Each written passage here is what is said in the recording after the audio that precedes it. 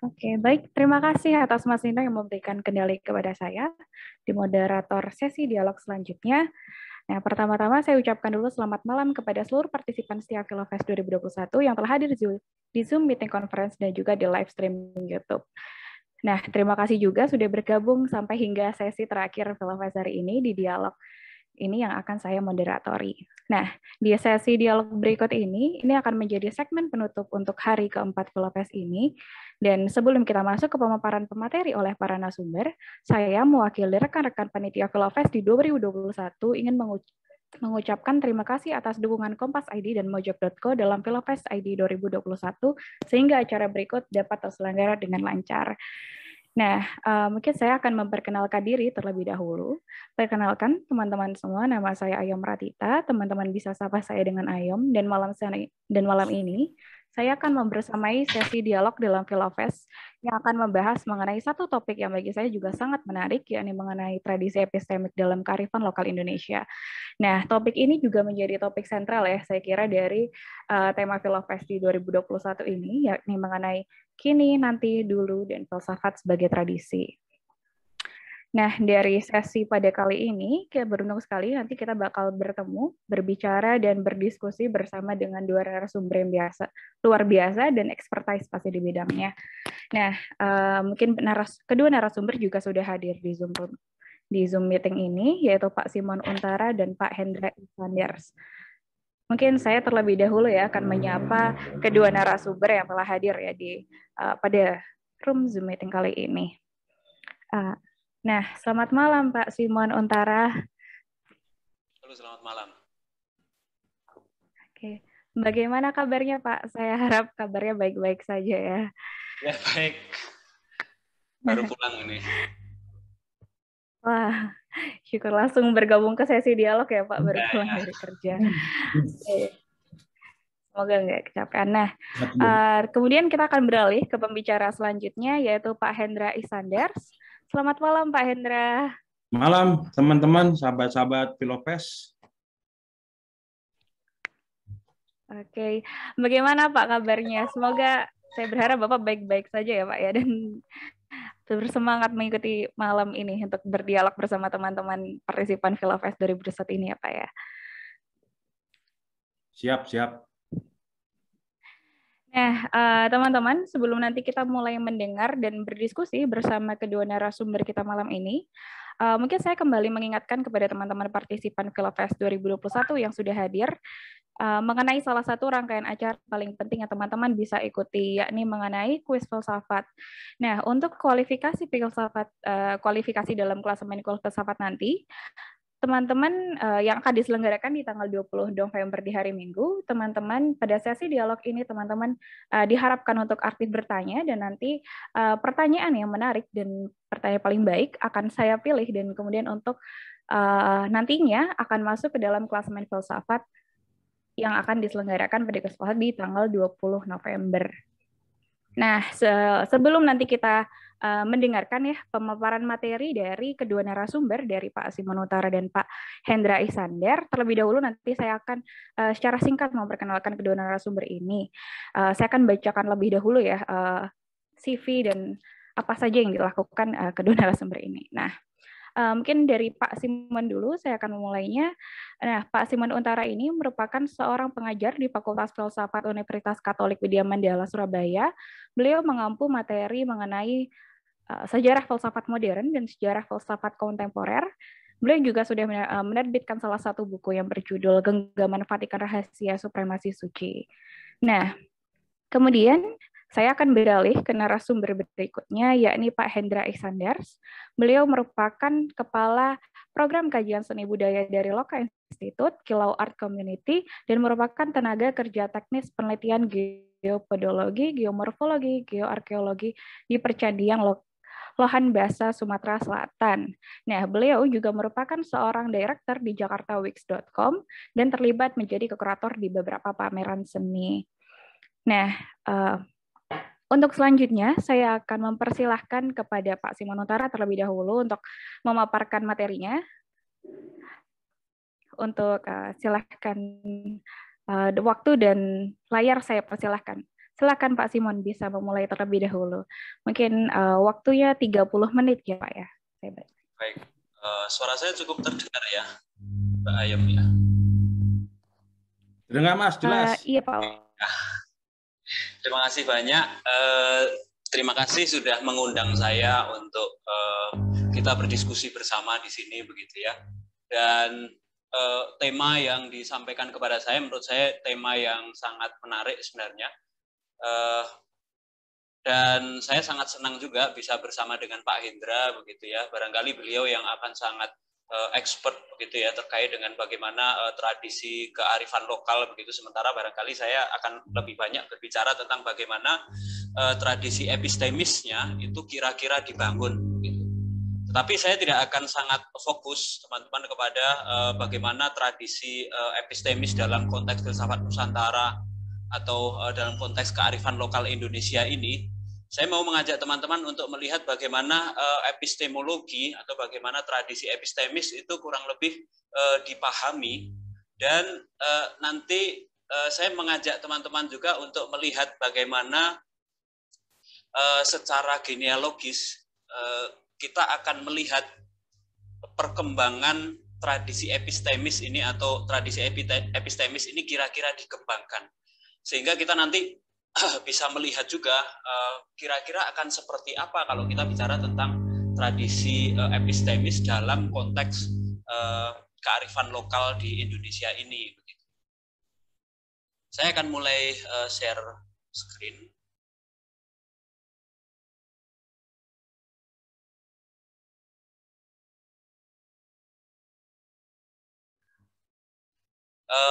Saya mulai ini dengan banyak, saya melihat ini nanti dari awal sampai akhir itu akan banyak abstraksi dan akan ada banyak juga reduksi tentu saja terkait dengan bagaimana kita melihat keseluruhan kalau berbicara tentang tradisi epistemis suatu hal, atau katakanlah kalau dalam konteks ini kita bicara tentang tradisi epistemis dalam kearifan lokal di Indonesia.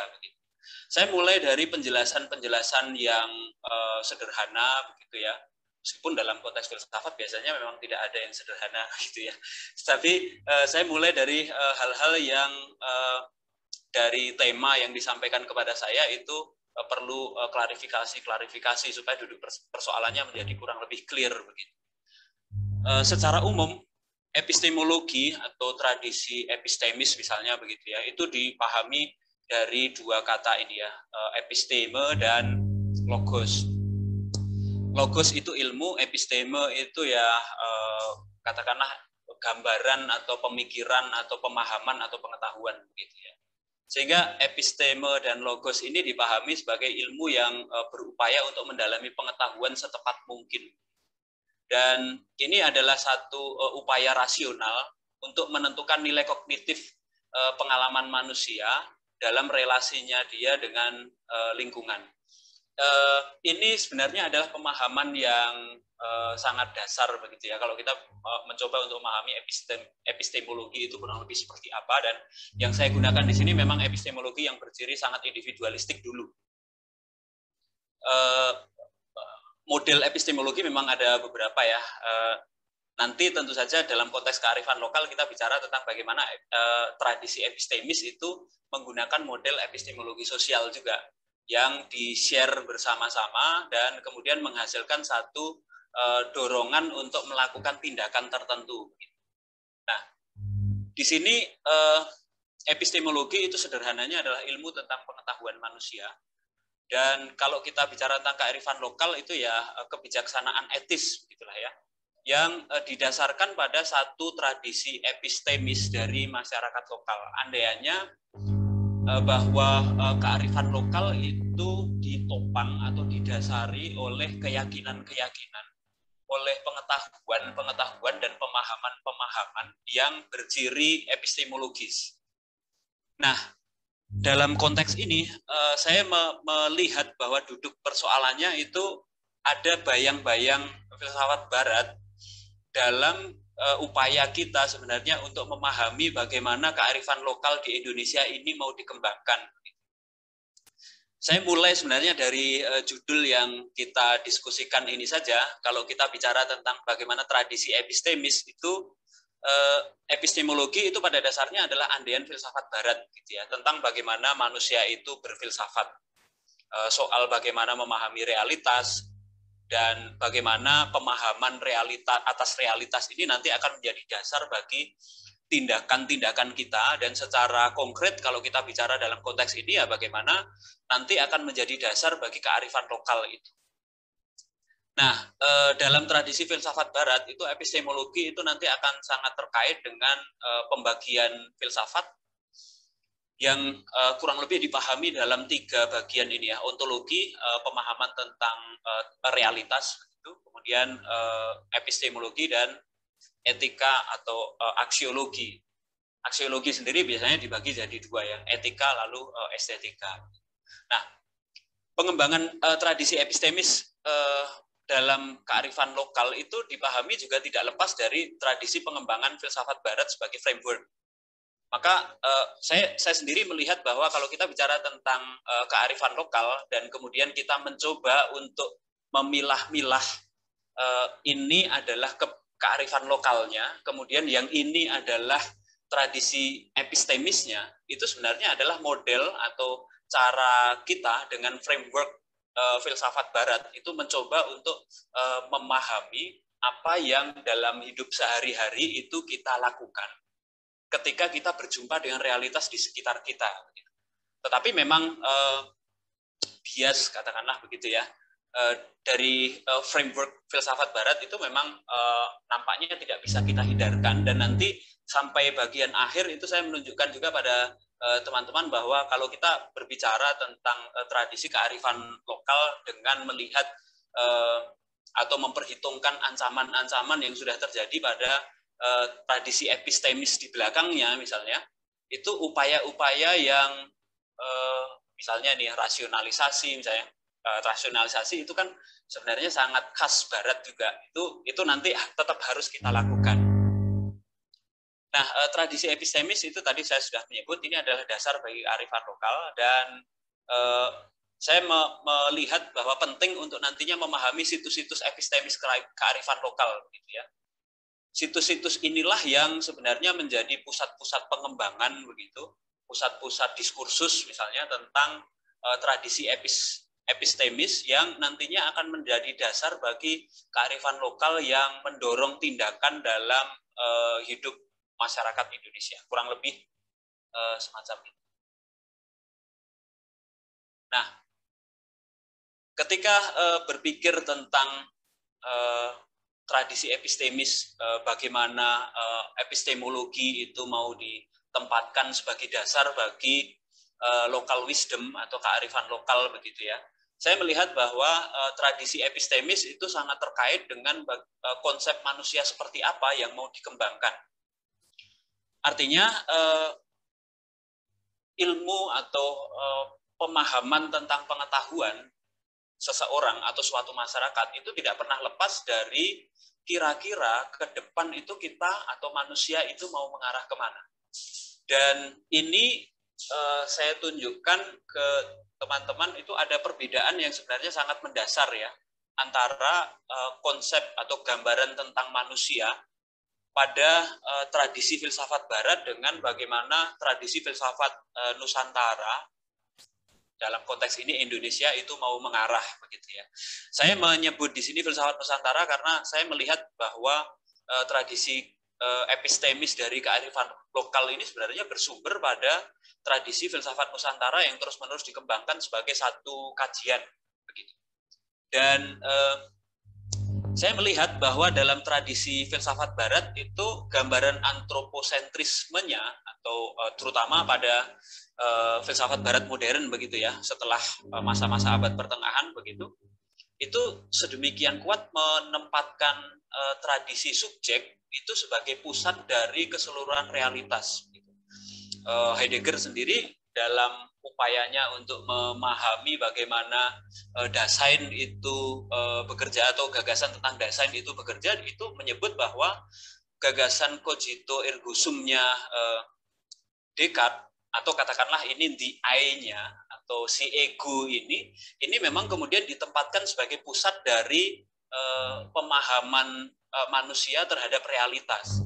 Katakanlah kalau pada masa-masa ini kemudian segala sesuatu itu ya penentu utamanya ini real atau enggak real, ini benar atau enggak benar, itu ya si subjek ini, rasionalitas ini atau si ego ini.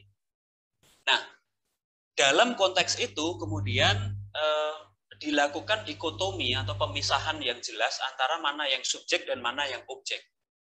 Dan upaya filsafat barat sebenarnya ketika berupaya untuk memahami objek itu sebenarnya adalah atau bisa dilihat sebagai upaya penguasaan gitu ya.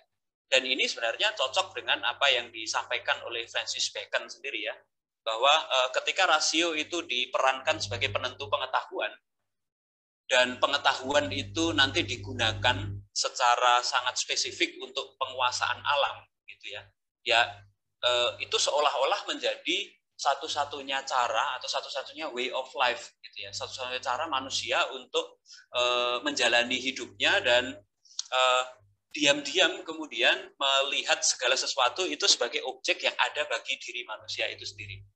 Nah, disinilah yang kemudian oleh Heidegger itu disebut sebagai ini paradigma teknologis begitu ya. Bahkan dalam tradisi poststrukturalis dan posmo itu pengetahuan itu juga alat bagi penguasaan, kurang lebih begitu. Nah, saya melihat bahwa tradisi filsafat Nusantara itu berbeda.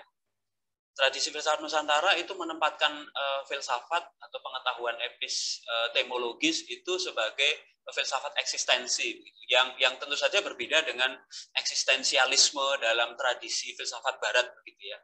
Tetapi saya melihat bahwa filsafat Nusantara itu berisi pengetahuan-pengetahuan terkait dengan bagaimana cara manusia itu bereksistensi, menentukan lifestyle-nya, tetapi bukan demi dirinya sendiri yang kemudian hal-hal yang ada di luar dirinya itu diposisikan sebagai objek bagi dirinya, enggak. Tetapi dia berada dalam lingkungan masyarakat dan alam dalam kesalingannya itu. Artinya ada ruang-ruang juga untuk hidup harmonis bersama dengan yang lain, bersama dengan masyarakat sekitarnya, bersama dengan alam yang di sana itu paradigma penguasaan itu tidak sedemikian kuat nampak pada filsafat Barat. Nah, dalam konteks ini jadi nampak juga bahwa dalam filsafat Nusantara itu epistemologi itu tidak melulu memfokuskan diri pada rasio. Oleh karena itu kalau kita bicara tentang tradisi epistemologis atau tradisi epistemis dalam kearifan lokal begitu, itu sangat nampak bahwa segalanya itu bukan hanya soal pengetahuan saja, tetapi di sana ada upaya untuk mencoba menangkap kekayaan realitas yang tidak hanya bisa ditangkap dengan akal budi saja, tetapi juga dengan emosi, dengan dalam konteks ini saya menyebut bahwa ini dengan laku gitu. Dalam tradisi Jawa dan dalam tradisi Indonesia saya pikir cukup dikenal ya, laku tapa atau laku prihatin begitu. Ini dalam upaya untuk menangkap kekayaan realitas ini. Nah, kalau kita bicara tentang kearifan lokal ya epistemologi filosofis Nusantara ini sebenarnya yang menjadi pondasi tindakan etisnya, tindakan etis atau kearifan lokalnya. Nah, lalu bagaimana kira-kira proses pewarisan tradisi epistemis ini? Saya sekali lagi mencoba untuk membandingkan karena saya mau tidak mau saya merasa bahwa ini framework gitu ya. Kalau kita bicara tentang tradisi epistemis itu saya bandingkan dengan bagaimana tradisi dalam filsafat Barat itu berjalan. Nah, saya melihat ada upaya sebenarnya untuk melakukan pewarisan tradisi epistemis ini. Kalau dalam filsafat Barat itu simbolisasi terhadap tradisi epistemis. Kenapa harus simbolisasi? Karena ini adalah cara untuk mewariskan supaya orang lain atau siapapun begitu ya, itu bisa dalam tanda petik itu membaca dan memahami simbol-simbol. Nah, simbol ini bisa macam-macam ya, bisa ujaran, bisa tulisan, bisa macam-macam begitu ya. Tetapi dalam tradisi filsafat Barat itu memang simbol ini berciri rasionalistik begitu ya. Dan ada upaya yang sangat serius untuk melakukan sistematisasi gagasan, terutama dalam bentuk simbol tulis. Dan ini nampak misalnya kalau kita mempelajari bagaimana tradisi filsafat Yunani kuno misalnya berkembang, itu ada banyak narasi sejarah yang menyebut bahwa dulu ada perpustakaan-perpustakaan yang menyimpan teks-teks yang dibuat oleh Aristoteles, oleh Plato dan teman-temannya yang lain begitu ya, yang memang pada tradisi abad pertengahan itu memang kemudian dihancurkan oleh oleh gereja Kristen pada waktu itu ya, karena dalam tradisi Kristen memang waktu itu gagasan-gagasan Yunani kuno itu dianggap sebagai bagian dari paganisme gitu ya. Tetapi tipe yang dikembangkan itu sejak masa Yunani kuno sampai kontemporer itu kurang lebih clear. Saya lihat dalam tradisi filsafat barat itu ada upaya untuk sistematisasi gagasan dalam bentuk simbol. Dan rasionalitas itu nantinya menjadi standar ya. Dalam arti apa ya? Dalam arti bahwa ketika gagasan ini disimbolkan, kemudian pemahaman atau tafsir-tafsir atas simbol-simbol ini kemudian dicari kebenarannya itu dalam debat-debat publik. Nah, dalam debat publik inilah kemudian logika itu digunakan atau rasionalitas itu dijadikan sebagai standar. Nah, situasinya itu sedikit berbeda dalam tradisi filsafat Nusantara yang secara umum, yang tentu saja saya di awal sudah menyebut bahwa ini reduktif begitu ya, itu berciri aporistik. Gitu ya. Aporistik dalam arti bahwa tidak semuanya itu tersimbolkan secara sedemikian gamblang. Siapapun yang mau belajar filsafat Nusantara itu harus sedemikian terbuka dengan kesediaan untuk belajar, kemudian bahkan untuk menjalani laku-laku tertentu begitu ya, untuk sampai pada satu penafsiran yang tertentu. Dan ini nampak dalam kalau simbol-simbolnya itu kemudian atau upaya pewarisan tradisi ini nampak dalam serat atau naskah-naskah tuntunan hidup gitu ya. Nah, lalu juga tradisi ini juga diwariskan dalam narasi-narasi tradisional masyarakat yang berciri mitologis. Ini seringkali memang ditafsirkan dalam dua model ya. Yang pertama itu memang model apa adanya begitu ya. Mitosnya seperti apa ya sudahlah kita ikuti saja. Itu yang membuat misalnya tradisi-tradisi kearifan lokal yang misalnya menjaga alam misalnya begitu ya.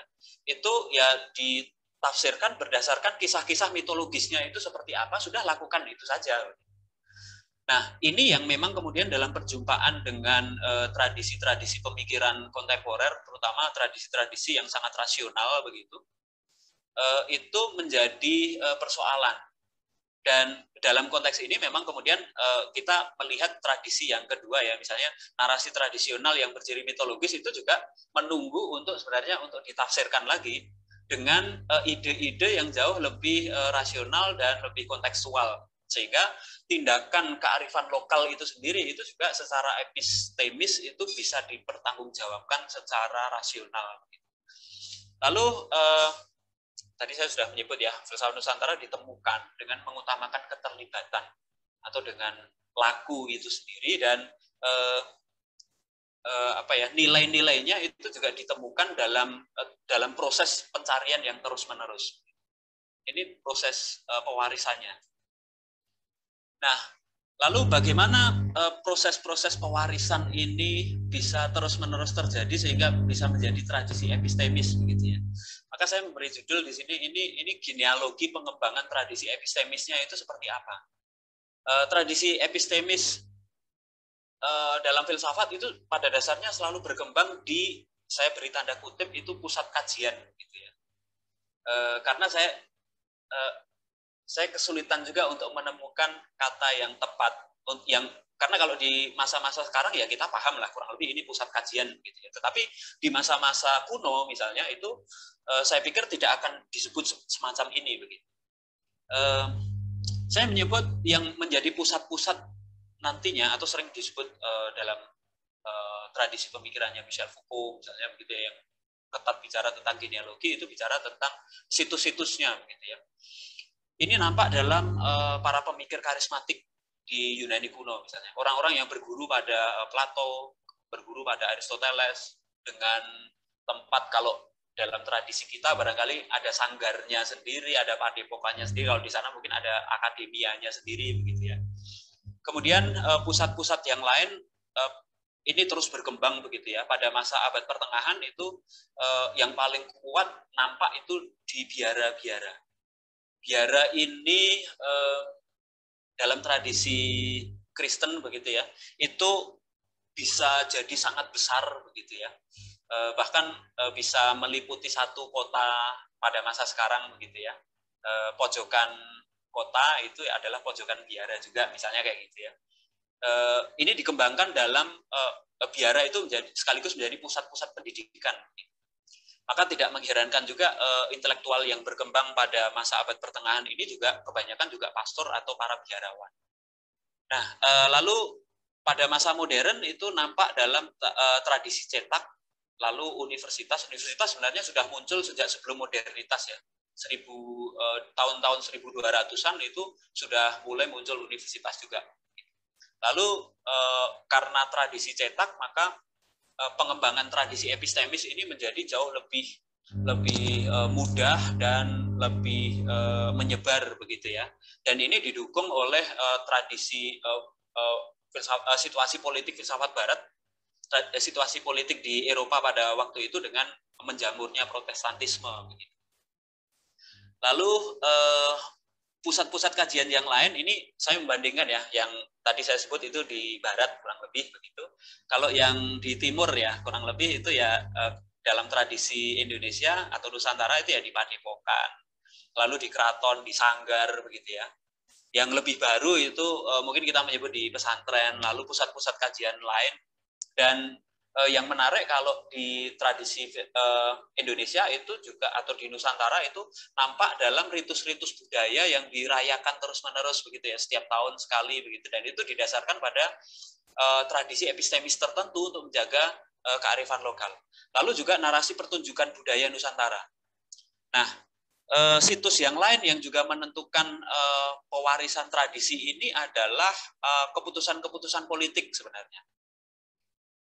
Keputusan politik ini saya lihat punya dua posisi ya, atau punya dua taji ketika berbicara tentang tradisi epistemis yang mendasari suatu kearifan lokal.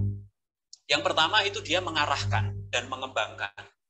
Artinya tradisi epistemis tertentu yang diyakini oleh otoritas di suatu masyarakat itu nanti akan memberi dorongan bagi para intelektualnya misalnya untuk mengembangkan tradisi epistemis tertentu.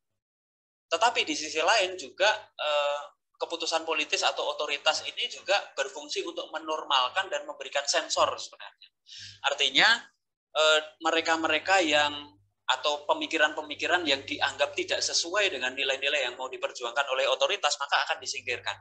Dalam konteks Indonesia misalnya, ini nampak dalam misalnya di masa Orde Baru itu ada sensor terhadap pemikiran-pemikiran Marxisme misalnya. Atau keyakinan-keyakinan tertentu atau tradisi-tradisi epistemis tertentu itu dilarang berkembang, dilarang didiskusikan misalnya begitu. Kemudian kalau dalam tradisi Barat itu ya pada masa abad pertengahan itu tradisi filsafat itu mengarah pada teologi Kristen misalnya. Lalu kalau dalam tradisi lokal kita barangkali ada banyak narasi sejarah juga ya yang menunjukkan bahwa pertunjukan misalnya pertunjukan kalau saya di Surabaya misalnya pertunjukan ludruk misalnya itu ya biasanya juga didasarkan pada kebijakan otoritas lokal tertentu. Dan kebijakan ini nanti juga akan sangat menentukan bagaimana tradisi epistemis itu nanti mau dikembangkan dan mau diarahkan. Dan nanti tentu saja akan menentukan bagaimana lokal wisdom-nya itu juga mau dilakukan. Nah, kurang lebih gambaran besarnya ketika kita bicara tentang bagaimana pewarisan tradisi epistemis itu kurang lebih seperti itu ya. Dan di sini saya menunjukkan juga bagaimana kalau kita bicara tentang kearifan lokal Indonesia dan tradisi epistemisnya itu berada di tengah arus zaman kita. Misalnya. Ada beberapa tantangan yang menurut saya itu penting untuk diwaspadai begitu ya. Tantangan besarnya kalau secara konkret barangkali kita bicara tentang globalisasi misalnya begitu ya. Tapi saya di sini memang fokus pada soal tradisi epistemisnya itu mendapat tantangan yang seperti apa. Maka saya bicara tentang bagaimana pola pikir, kemudian bagaimana rasionalitas itu dikontestasikan dalam situasi kontemporer. Yang pertama saya melihat bahwa pola pikir kapitalistik dan komodifikasi tradisi itu memberikan tantangan yang serius begitu ya. Pola pikir kapitalistik itu dalam arti bahwa segala sesuatu itu dinilai secara material, kemudian cara hidup kita itu sepenuhnya berisi hitung-hitungan finansial, material dan seterusnya begitu ya. Dalam konteks itu tradisi kearifan lokal Indonesia dan tradisi epistemiknya itu memang mendapatkan tantangan. Bagaimana mungkin saya menjalani kearifan lokal tertentu begitu ya, yang dasarnya itu adalah hidup harmonis dengan alam dan dengan sesama, tetapi pola pikir yang saya gunakan itu pola pikir yang hitung-hitungan semuanya itu kapital. Lalu yang kedua yang juga menjadi tantangan adalah soal komodifikasi tradisi epistemik gitu ya. Tradisi epistemis itu bisa menjadi komoditas, bisa jadi brand, dan bisa sangat populer. Tetapi yang kemudian bisa menjadi persoalan adalah seringkali brand itu hanya mementingkan apa yang kelihatan begitu, sehingga makna terdalamnya kemudian tidak banyak direfleksikan. Saya ambil contoh misalnya kalau kita bicara tentang K-pop misalnya, begitu ya. Ada beberapa kapan lalu itu saya mendengar satu sesi begitu ya, diskusi tentang bagaimana K-pop itu dikembangkan. K-pop itu memang terkait dengan tradisi budaya Korea, begitu. Tetapi apa yang sampai ke Indonesia itu barangkali ya hanya fashionnya aja. Nilai-nilainya yang mau diperjuangkan di sana itu seperti apa barangkali tidak terlalu diperhitungkan begitu. Padahal kita bisa bicara tentang K-pop itu tentang budaya global. Nah, tradisi kearifan lokal Indonesia itu sebenarnya juga bisa jadi seperti itu, bisa menjadi sangat populer begitu. Tetapi yang menjadi tantangan kemudian adalah kalau makna terdalamnya atau nilai-nilai yang mau diperjuangkan itu tidak tergarap, itu juga akan menjadi persoalan serius. Lalu yang kedua adalah rasionalitas teknologis. Ini pola pikir yang melihat segala sesuatu itu melulu sebagai alat bagi dirinya sendiri. Tadi saya sudah menyebut sedikit begitu ya tentang rasionalitas teknologis ini. Ini dalam tradisi, dalam konteks globalisasi kontemporer ya, bagaimana kapitalisme lanjut itu berkembang terus-menerus begitu, itu ide rasionalitas teknologis ini kurang lebih masuk menjadi jiwa dari kapitalisme sebenarnya ya, bahwa segala sesuatu itu bahwa tujuan utama itu ya untuk aku sendiri, kepentinganku, dan segala sesuatu yang ada di luar diriku itu adalah bagian dari objek yang harus aku kuasai demi diriku. Nah itu memang itu jadi persoalan ketika kita bicara tentang pola pikir atau tradisi epistemis terkait dengan kearifan lokal di Indonesia. Lalu juga perjumpaan lintas tradisi epistemis itu bisa mendorong krisis identitas begitu ya. Saya pikir orang-orang yang memperjuangkan kearifan lokal di Indonesia itu seringkali merasa katakanlah minder begitu ya, ketika berhadapan dengan atau ketika mengalami perjumpaan lintas tradisi epistemis. Dan dalam konteks ini memang kemudian menjadi sedemikian urgent begitu bagi tradisi epistemis untuk mendorong kearifan lokal Indonesia sendiri itu untuk dipelajari, kemudian ditafsirkan kembali supaya jauh lebih kontekstual. Lalu bagaimana upaya untuk kontekstualisasi tradisi epistemik ini? Pembaruan ada dua hal yang saya tawarkan begitu ya. Kalau kita mau bicara tentang bagaimana tradisi epistemik terhadap kearifan lokal ini mau dibangun. Yang pertama adalah pembaruan kritis atas tradisi epistemik yang menjadi dasar bagi kearifan lokal Indonesia. Tradisi epistemis itu perlu dipelajari dan ditemukan nilai-nilai fundamentalnya. Saya melihat bahwa mempelajari tradisi epistemik dari kearifan lokal itu tujuan utamanya dalam konteks filosofis ya, itu bukan untuk sekedar meniru atau katakanlah untuk sekedar menghafal apa yang atau menguri-uri apa yang selama ini sudah terjadi begitu ya, atau apa yang selama ini menjadi keyakinan para leluhur begitu ya. Bukan sekedar itu saya pikir, tetapi upaya untuk melihat atau menemukan nilai-nilai apa yang mendasar dan ada di balik apa yang menjadi tradisi epistemik dalam kearifan lokal itu. Nah, kenapa kok nilai-nilai ini penting untuk ditemukan? Karena dalam konteks setelah penemuan nilai-nilai itu, tafsir baru atas tradisi epistemik ini bisa dilakukan. Dan dengan demikian kita bisa menjadi semakin kritis ketika kita menilai kearifan lokal yang barangkali sekarang ini masih hidup dan akan kita hidupi.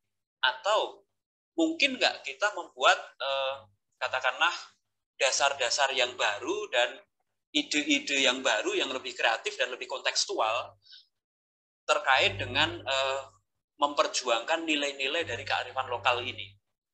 Nah, apa syarat-syaratnya supaya tradisi epistemis dalam kearifan lokal Indonesia ini bisa berkembang? Saya melihat ada beberapa hal dan renungan ini saya belajar dari bagaimana Foucault itu melihat bagaimana refleksi atas ruang begitu ya. Ruang bukan ruang berarti tempat fisik begitu ya, tetapi ruang epistemis begitu ya. Ruang perjumpaan, dialog gagasan epistemis kearifan lokal. Dan dalam konteks ini ruang-ruang itu punya beberapa prinsip begitu ya. Yang pertama itu ruang-ruang ini harus memberi tempat bagi situs-situs tradisi epistemis kearifan lokal itu untuk dikembangkan. Dan ini kalau yang sudah ada itu saya ambil contohnya misalnya sekolah. Sekolah itu jangan dipikir bahwa ini sekolah SD, SMP dan seterusnya, tapi bagaimana pendidikan dan institusi-institusinya itu juga ikut mengembangkan, ikut mengkritisi, ikut juga menghidupi juga nilai-nilai yang ada di balik kearifan lokal itu. Kemudian lingkar-lingkar diskusi dan ruang-ruang kajian. Kemudian yang kedua, ruang ini juga harus mampu menghubungkan potongan-potongan sejarah, begitu ya, dalam tradisi-tradisi epistemologis kearifan lokal. Ini nampak misalnya dalam museum dan perpustakaan. Kenapa museum dan perpustakaan? Karena saya mengandaikan bahwa tradisi epistemik kearifan lokal Indonesia itu harus dinarasikan dan harus diajarkan. Dalam konteks ini ya dinarasikan dalam bentuk apa? Ya bisa jadi dalam bentuk buku misalnya. Kalau sekarang itu barangkali perpustakaan digital misalnya begitu. Atau museum atau misalnya galeri begitu. Apakah harus galeri tempat fisik? Kalau itu memungkinkan ya oke. Tetapi kalau tidak barangkali secara virtual misalnya begitu. Itu meskipun itu tidak sangat ideal begitu ya. Kemudian mampu juga menghubungkan, ruang ini harus mampu menghubungkan potongan-potongan gagasan dalam setiap tradisi epistemik kearifan lokal pada saat ini.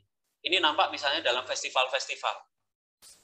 Misalnya dalam Pilofest ini kan bagian dari festival begitu ya. Maka banyak gagasan, banyak ide-ide filsafat itu misalnya dihadirkan. Itu adalah kesempatan juga bagi kalau kita bicara tentang tradisi epistemis itu para pegiat tradisi epistemis berdasar demi kearifan lokal tertentu itu mendapatkan ruang untuk mengekspresikan dirinya. Kemudian yang terakhir, ruang ini perlu juga mampu mendialogkan antar tradisi epistemik kearifan lokal. Sehingga nantinya antar tradisi ini bisa menemukan sintesis-sintesis atau katakanlah menemukan tradisi epistemik baru begitu ya, yang kurang lebih sesuai dengan konteks zaman.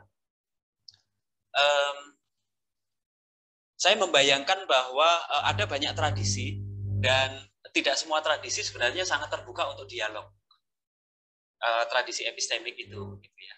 Nah, ruang untuk dialog ini saya mengandaikan bahwa setiap orang yang terlibat dalam ruang perjumpaan kritis ini ya, perjumpaan kritis antar gagasan epistemik ini mereka juga mengendorkan tensi urat saraf mereka begitu ya, sehingga bisa ditemukan apa yang kurang lebih menjadi dasar bagi kearifan-kearifan lokal baru dalam konteks Indonesia. Kurang lebih ini yang saya persiapkan sebagai pemantik diskusi. Untuk selanjutnya saya kembalikan waktunya kepada Mbak Aim. Silakan.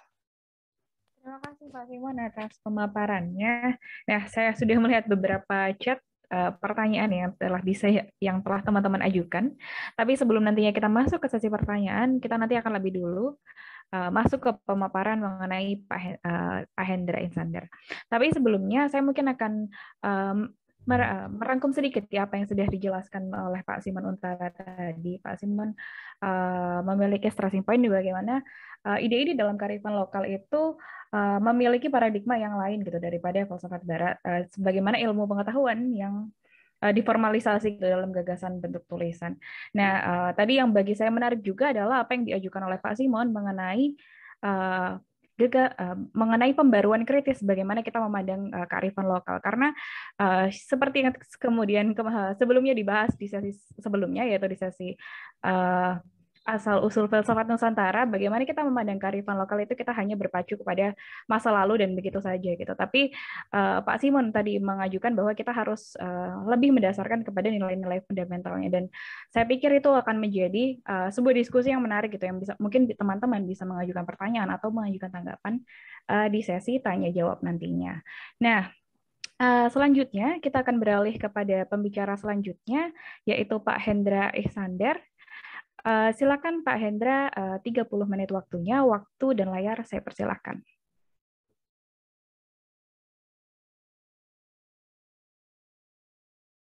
Terima kasih kepada para sahabat. Barangkali saya melengkapi dari Mas Simon. Mungkin bisa mengikuti share share layar ya, share screen ya. Sudah terlihat belum ya? Sorry. Sudah terlihat barangkali? Mohon maaf Pak, belum terlihat. Mungkin akan dibantu oleh teman teknisi. Ya, boleh. Saya agak kesulitan. Ya, barangkali saya mulai dari sini saja. Nah, jadi ini judul kita hari ini, malam ini. Jadi saya akan lebih kepada tinjauan budaya populernya mungkin ya, tinjauan budaya populer. Mungkin selanjutnya, boleh? Oke. Jadi ada beberapa yang saya sikapin di sini daripada judul. Sebetulnya ketika saya terima judul, saya bingung nih terima judulnya. Jadi ada judul yang tabrak-tabrakan kemana-mana ini. Ada pengertian tradisi, ada epistemik, ada kearifan, ada lokal Indonesia, ada tradisi. Waduh, ini S bonbon, ini bukan S3 S4, ini S bonbon, ini kemana-mana. Gitu. Nah, mungkin selanjutnya, boleh dilanjutkan. Tradisi, oke. Dari hasil jalan-jalan saya ke beberapa tempat di Indonesia, ternyata tradisi itu yang pertama itu dipengaruhi oleh karakteristik sumber daya alam. Jadi tradisi itu bukan mistikal gitu, dia berkaitan dengan geosfer, kebumian, atmosfer, hidrosfer, dan pedosfer. Kemudian yang kedua, dia dipengaruhi oleh adaptasi terhadap variasi sumber daya alam, kuantitasnya, kualitasnya, dan sebarannya. Yang ketiga, tradisi itu dipengaruhi oleh adaptasi atas keterbatasan daya dukung sumber daya. Nah, ini dasarnya ilmu ekonomi, ini scarcity science gitu kan. Sesuatu jadi mahal karena dia langka gitu. Ya, kemudian selanjutnya dia dipengaruhi oleh arus migrasi manusia, dia masyarakat yang sekarang ini yang terjadi arus informasi, art science dan teknologi, dan jangan dilupakan bahwa tradisi juga dipengaruhi oleh migrasi komoditi global gitu kan. Itu terjadi dari dulu sampai sekarang. Kemudian tradisi itu juga dipengaruhi amalgamasi atau percampuran ciri genetik dan ras. Jadi ini saya bingung nih gitu ya menyikapinya. Tradisi itu apa sih tradisi itu? Sehingga hari ini tradisi itu diambiguitaskan tradisi asli dan pendatang kipiye gitu. Ada tradisi indigeni, tradisi pendatang. Ini salah gitu. Nggak begini jalan pikirnya. Ini pikiran inferioritas nih gitu. Ketika kita memandang orang lain itu ancaman, itu kita inferior, bukan itu tradisi. Gitu. Boleh selanjutnya, Pak? Selanjutnya, boleh. Nah, kalau epistemik mungkin ini kajian filsafat ya. Jadi kalau saya mungkin mandangnya epistemik itu cuma dua ya. Jadi priori adalah pengetahuan dari fungsi kreatif, Apakah kita berimajinasi? Itu bisa jadi. Tapi saya lebih cenderung melihat epistemik itu sebagai non-by experience. Jadi saya lihat ilmu pengetahuan itu adalah fungsi ekonomis. Estetika apapun itu mengikuti fungsi ekonomisnya. Boleh selanjutnya.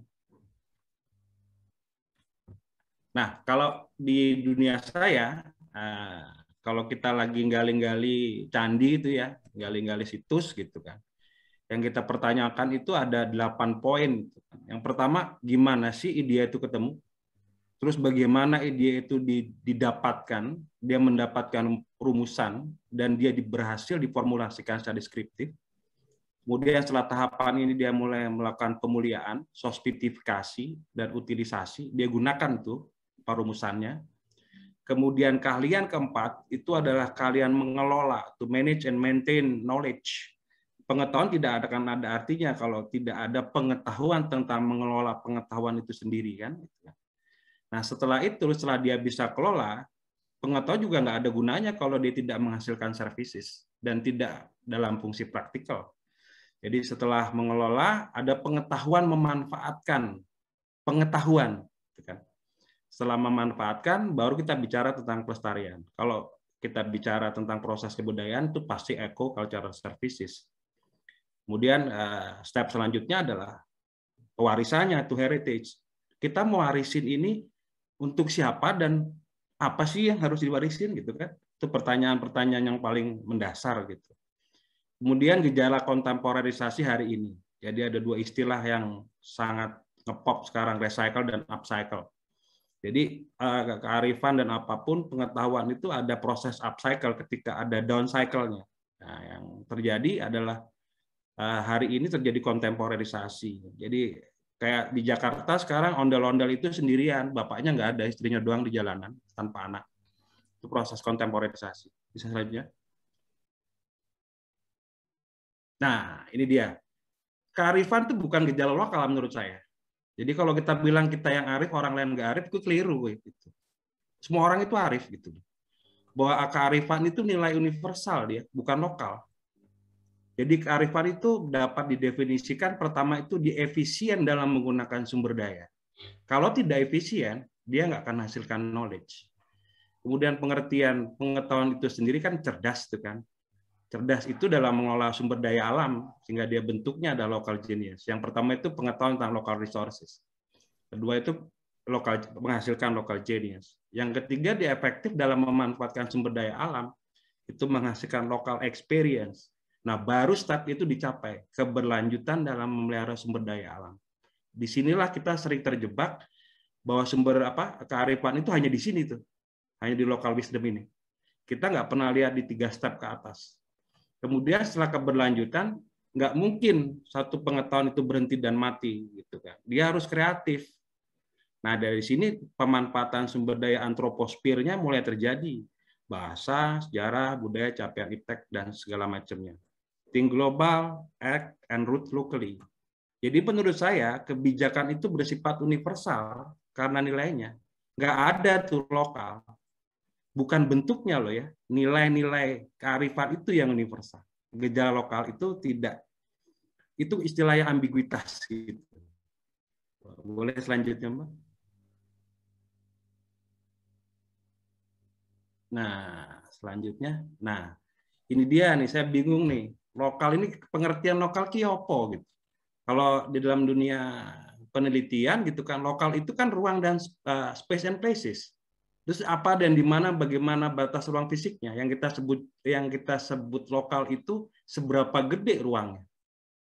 Kemudian pengertian lokal sebagai ideological atau metaphysical landscape yang mengandung power, rules, and authority.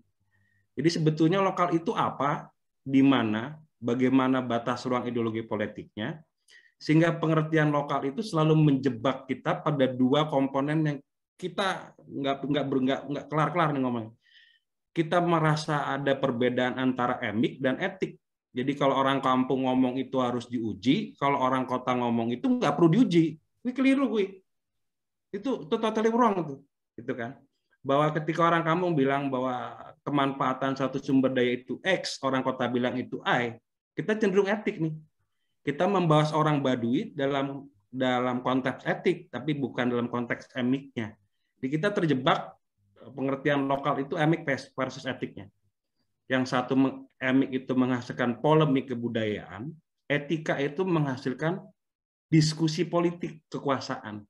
Jadi kalau di tempat kita lebih suka cenderung pakai emik ketimbang bicara etik. Karena etik itu beda-beda nih jadinya. Tapi kalau emik mungkin mirip-mirip. Air direbus sama panasnya kalau emik. Boleh selanjutnya, Mbak. Nah, Indonesia juga aneh nih. Ini benda aneh buat saya Indonesia. Indonesia kok apa Indonesia? Indonesia itu baru dikenal tahun 28 nih. Belum 100 tahun dia. Teraktualisasi baru 45, terlegitimasi itu baru 1945-1950. Indonesia itu abstrak atau konkret sih?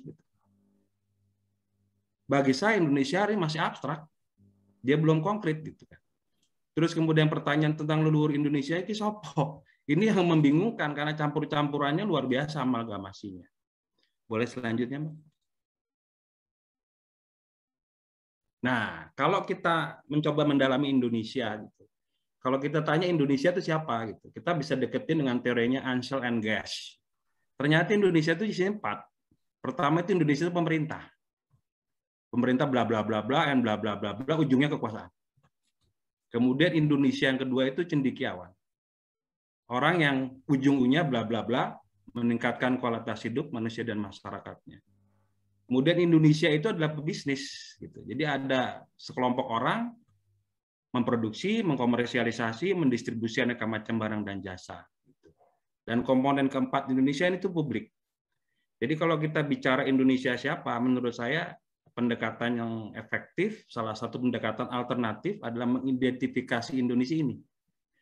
Sekarang ini pemerintah Indonesianya ada di mana, cendekiawannya kemana, pebisnisnya ada di mana, publiknya pun kemana-mana. Jadi ini yang perlu dikonkretkan ke depan untuk menjadi satu kesatuan yang kolaboratif. Boleh selanjutnya. Nah, kalau tradisi Indonesia ini lucu saya lihatnya ya. Jadi ini terlihat terobservable banget. Jadi lapisan pertama itu mengandung identitas ideologi Pancasila. Ini buat saya ini belum jadi nih lapisan ini. Masih buih di atas permukaan sop. Dia belum betul-betul mateng. Lapisan kedua kita bicara tradisi itu pasti ada identitas genetik dan ras. Ada identitas Melayu, Tionghoa, dan peranakan kita identitas Barat.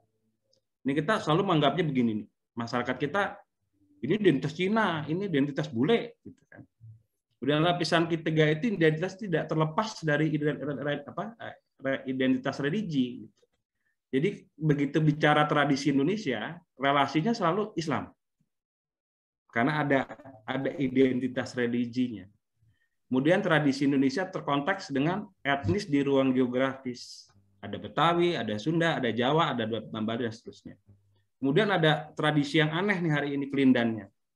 Kita membagi tradisi kita, urban yang kontemporer, tradisi kota, dan etno yang tradisional, desa gitu. Saya bingung kok ada pembagian ini kenapa ini dia terbagi seperti ini gitu. Relasinya sebetulnya apa gitu.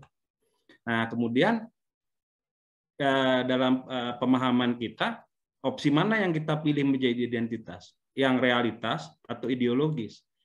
Jika saya tawarkan dengan katakanlah kelompok komunitas Tionghoa misalnya, kalau mereka saya bilang Betawi nggak mau, atau Tionghoa kita bilang Jawa juga nggak relevan. Kemudian orang Bali kita sebut orang Melayu nggak mau, orang Sunda kita sebut sebagian orang Sunda yang kawin silang itu adalah peranakan nggak mau. Jadi pengetahuan kita harus memilih opsi yang akan menjadi identitas nih. Kita memilih opsi realitas atau ideologis. Ini kelindahan Indonesia yang luar biasa dalam soalan pewarisan pengetahuan gitu kan.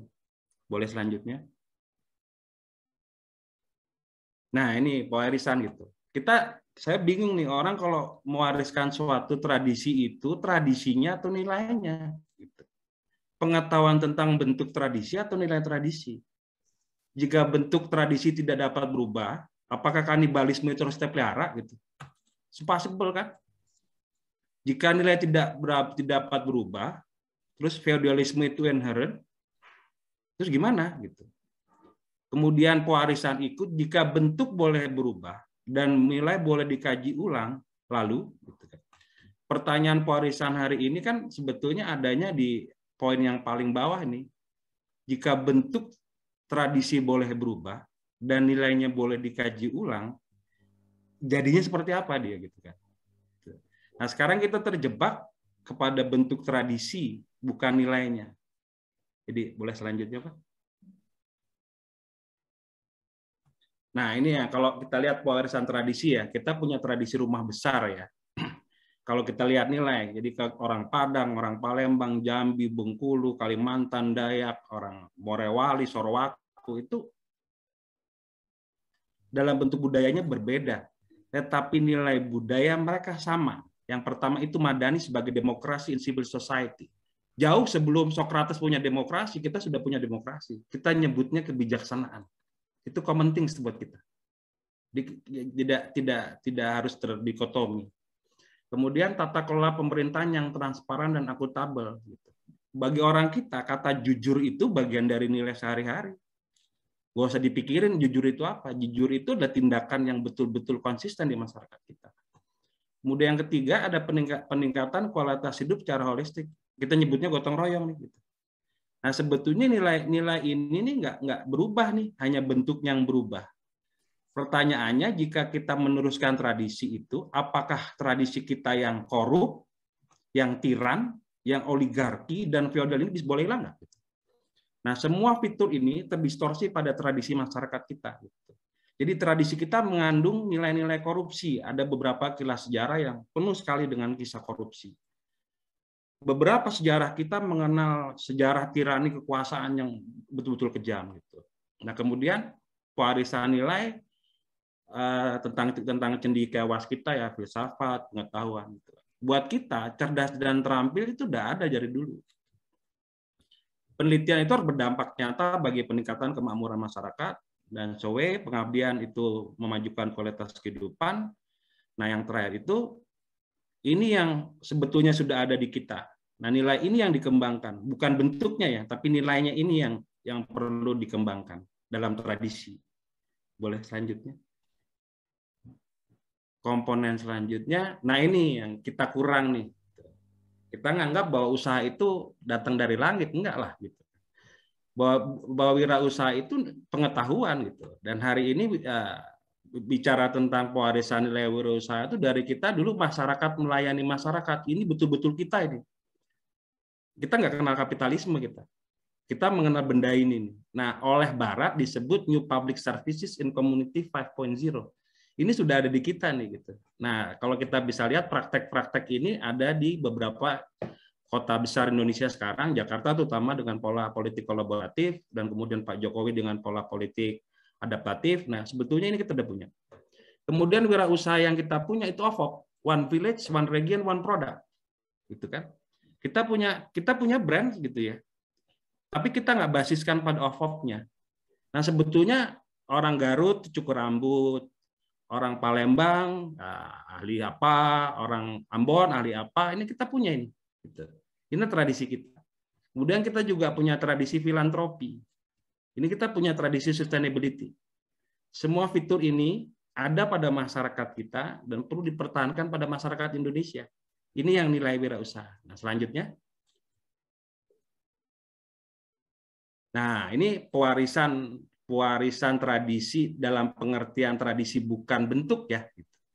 Jadi tradisi mau orang Skotlandia, mau orang Jepang, mau orang Indonesia, mau orang Australia, mau orang aborigin, so what, manusia, whatever dia, manusia itu ingin lestari.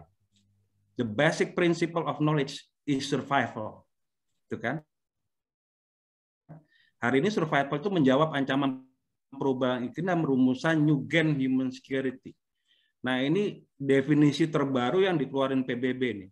Manusia ke depan itu freedom from wants and freedom from fear. Jadi manusia yang bebas dari keinginan yang berlebihan dari konsumerisme dan manusia yang bebas dari diskriminasi dan isu-isu inklusivitas. Kemudian kita punya revolusi mental nih. Jadi masyarakat kita akan menuju orang berdaya. Nah, ke depan tradisi harus dihubungkan dengan HDI, Human Development Index, long and healthy life, access to higher level of education, development and growth of living standard. Nah, ini yang ke depan. Jadi tradisi itu bukan bentuk-bentuknya, tapi inilah ini. Yang ketiga itu tradisi itu tidak stuck. Dia harus maju dan kerja bersama untuk mencapai SDGs. Jadi kalau sebuah tradisi nggak masuk ke dalam SDGs, tradisi itu akan mati dengan sendirinya karena dia tidak berkelanjutan. Kemudian berkarakter. Jadi yang kita wariskan pada dunia itu dalam bentuk tradisi itu adalah form and value as a memory of the world and the story of mankind. Nah, ini sebetulnya pewarisan epistemik kita tuh ada di sini. Tradisi kita itu adalah ingatan dunia dan cerita tentang umat manusia di dunia. Nah, kalau kita tidak mendefinisikan itu dalam kelompok ini, jadi problemnya. Nah, ini semua fitur ini juga ada pada masyarakat Indonesia. Boleh selanjutnya? Nah, ini yang Mas Simon tadi sempat singgung nih, gitu ya. Jadi paradigma kita inklusivitas plus tradisi yang eksklusif. Jadi kita mau anggap tradisi kita inklusif atau eksklusif. Jika ke tradisi kita eksklusif, saya nggak ngerti ke depan gimana. Karena dunia menuju inklusivitas. Penjara melankolia. Kita terpenjara ini masa lalu tuh gimana. Kemudian tradisi didefinisikan sebagai tontonan, tapi bukan tuntunan. Dia bukan way of life. Dia ditonton saja post-prosesual, tapi prosesnya tidak dimengerti.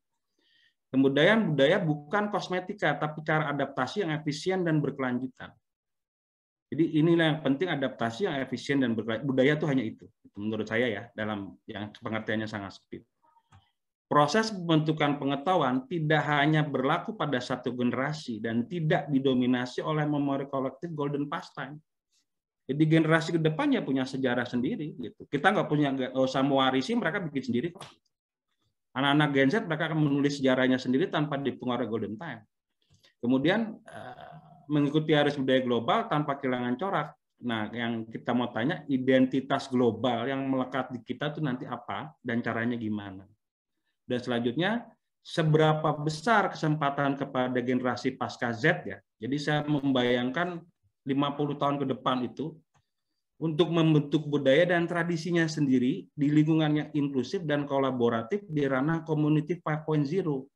Jadi Bali 50 tahun ke depan ketika pasca Z, generasi pasca Z sekarang sudah lewat dan dia menuju community of 5.0, Bali ini gimana tradisinya? Dan gejala post-truth dan post-truth itu apa yang terjadi? Dan pertanyaan terakhir terhadap pewarisan epistemik Indonesia itu bagaimana mencapai apa yang kita miliki sebagai warisan dunia dan kenangan umat manusia. We don't talk locally. Kalau talk lokal kita lewat, kita akan terjebak di situ. Tapi bagaimana warisan epistemik yang ada di kita itu menjadi bagian dari warisan dunia dan kenangan umat manusia, human memory. Selanjutnya boleh. Ya, saya kira demikian. Yang saya harapkan ke depan ya, tradisi Indonesia tidak didialektikan lagi lokal dan regional. Kita ini udah global gitu. Orang Sunda itu ada di New York, orang Sunda ada di Tokyo, ada diaspora. It's impossible kita bilang this is gonna be local. It's impossible sudah gitu kan. Orang di kampung sudah menggenggam di tangannya itu bisa nyampe kemana-mana dia gitu. Jadi kita nggak ada buat kita boundary locals juga tidak. Buat tradisi itu adalah diidentifikasikan sebagai laku, saya juga tidak setuju bahwa semua bangsa punya laku. Jadi jangan kita terjebak bahwa kita hanya kita yang punya laku. Ya enggak lah, orang Eskimo punya laku, orang Tibet punya laku, orang Aborigin punya laku. Semua punya hal-hal seperti itu. Jadi kalau kita dibilang kita juga nggak literatif, sebelum Eropa punya universitas, kita sudah punya universitas di Jambi namanya Mahawihara Jambi. Abad ke-6 kita sudah punya university loh di Jambi.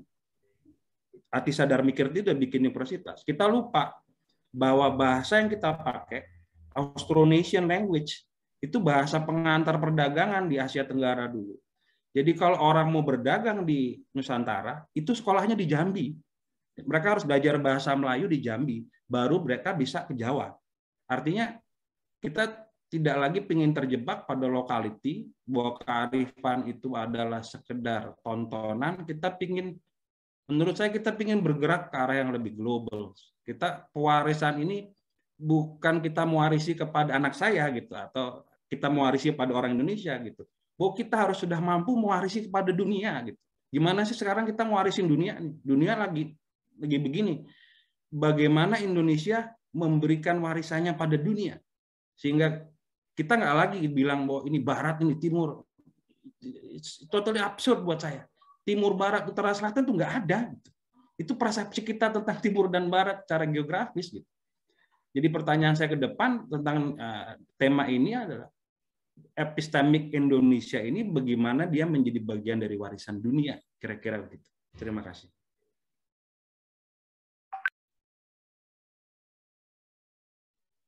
Nice, terima kasih atas pemaparannya Pak Hendra. Menarik sekali, saya pikir penjelasan dari Pak Hendra tadi. Pak Hendra cukup mempermasalahkan kemudian term-term yang digunakan dalam judul, juga akhirnya mencakup bagaimana unsur-unsur yang ditransmisikan dalam tradisi epistemik kearifan lokal ini ya Pak ya. Nah tadi bagaimana akhirnya Pak Hendra juga memperdebatkan mengenai tradisi lokal, harusnya kita juga melampaui itu, dan saya pikir dari kedua narasumber itu juga memiliki stressing point yang sama bahwa kira kearifan lokal itu tidak hanya sekedar menjadi romantik masa lalu kita ya, maksudnya kita hanya kembali ke masa lalu, mungkin harus ada sebuah pembaruan yang bagaimana kita untuk melampaui itu. Nah selanjutnya setelah ini teman-teman kita akan berdiskusi bersama dan berbincang bersama kedua narasumber. Jadi untuk teman-teman yang ingin memberikan tanggapan dan juga memberikan pertanyaan ataupun ketidaksetujuan, silahkan saja untuk menggunakan fitur raise hand ataupun memberikan pernyataannya di kolom chat. Nah, tapi karena sudah ada yang memberikan beberapa pertanyaan di kolom chat, mungkin saya akan terlebih dahulu membacakan salah satu pertanyaannya ya Pak Simon dan Pak Hendra. Sebelum nanti ini sudah ada yang raise hand, kemudian nanti boleh ini silakan teman-teman on mic. Nah, yang paling pertama ada pertanyaan dari Albertus Agung. Nah, ini saya kira menarik juga. Tadi mungkin Pak Simon juga menjelaskan bagaimana kira tradisi lokal itu dapat dipertanggungjawabkan secara rasional. Nah, pertanyaan dari Albertus Agung adalah bagaimana menemukan rasionalitas dalam narasi tradisi lokal, dan bukankah dengan menafsirkan tradisi lokal dalam framework epistemis yang bercorak filsafat barat, tradisi lokal justru kehilangan originalitasnya?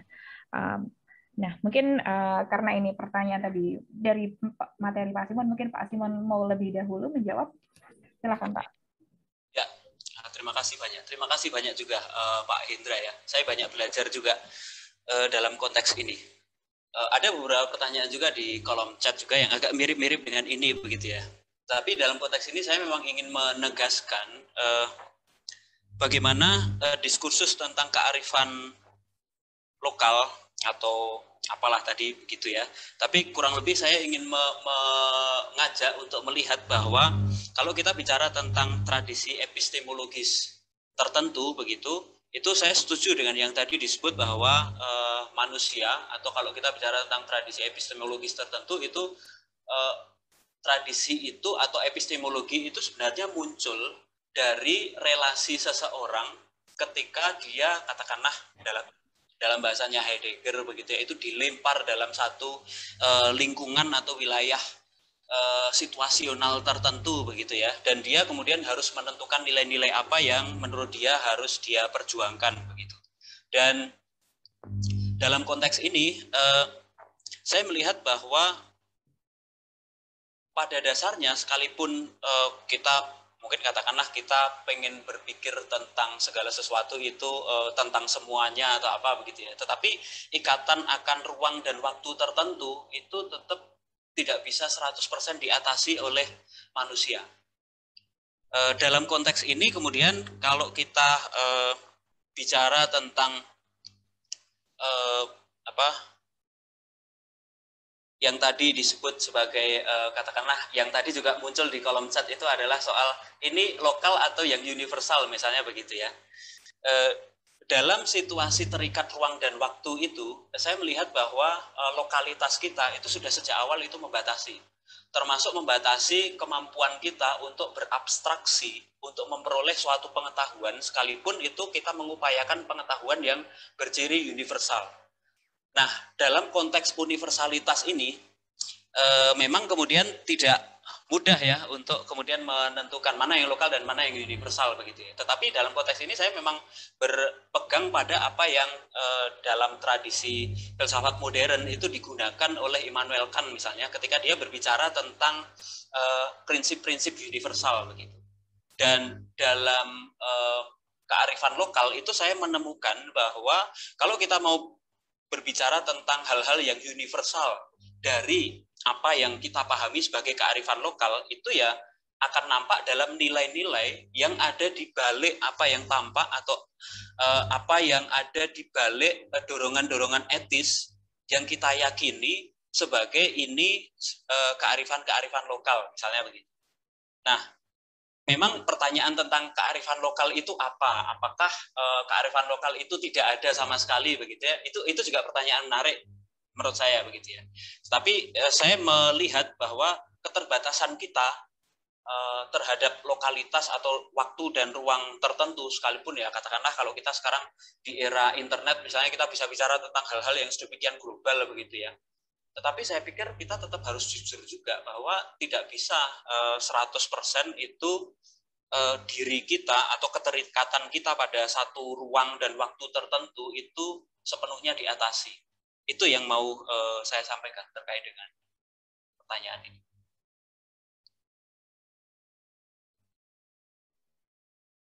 Baik, terima kasih Pak Simon atas jawabannya untuk pertanyaan yang dilontarkan oleh Alberto Sagung. Saya kira juga menjawab beberapa pertanyaan yang kemudian ditanyakan oleh teman-teman. Nah, mungkin juga beralih ke Pak Hendra Isander. Mungkin Pak Hendra mau memberikan tanggapannya Pak terkait pertanyaan yang sama ataupun yang sudah ada di kolom komentar.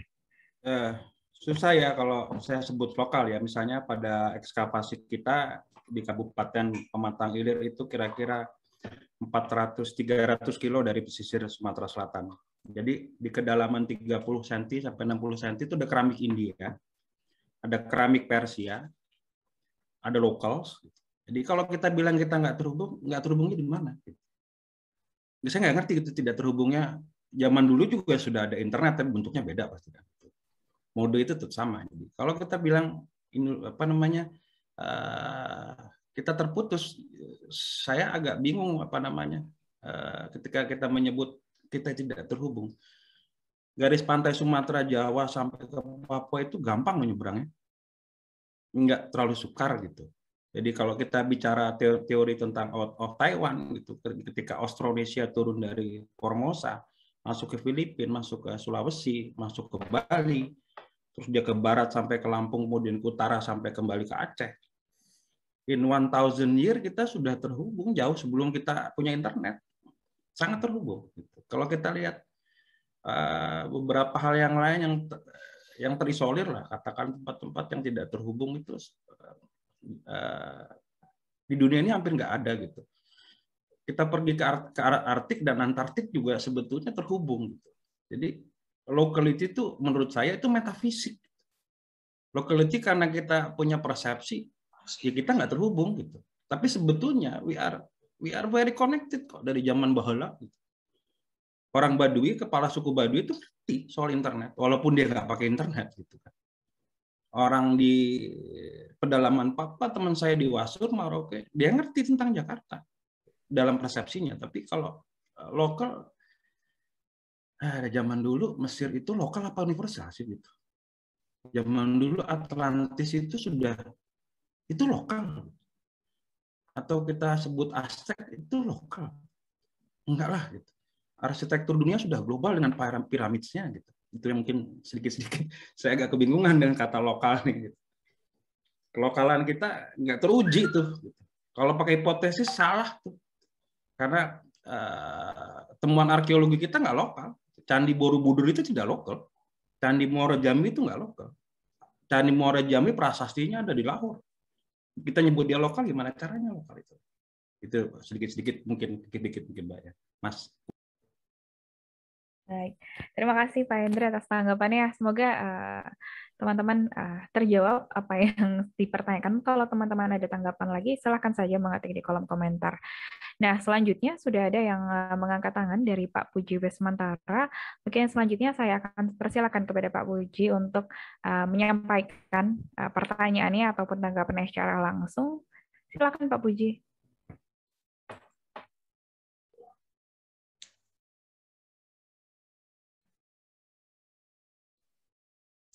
Oke, terima kasih. Suara saya bisa didengar ya? Bisa, Pak. Bisa, Ya, Pak.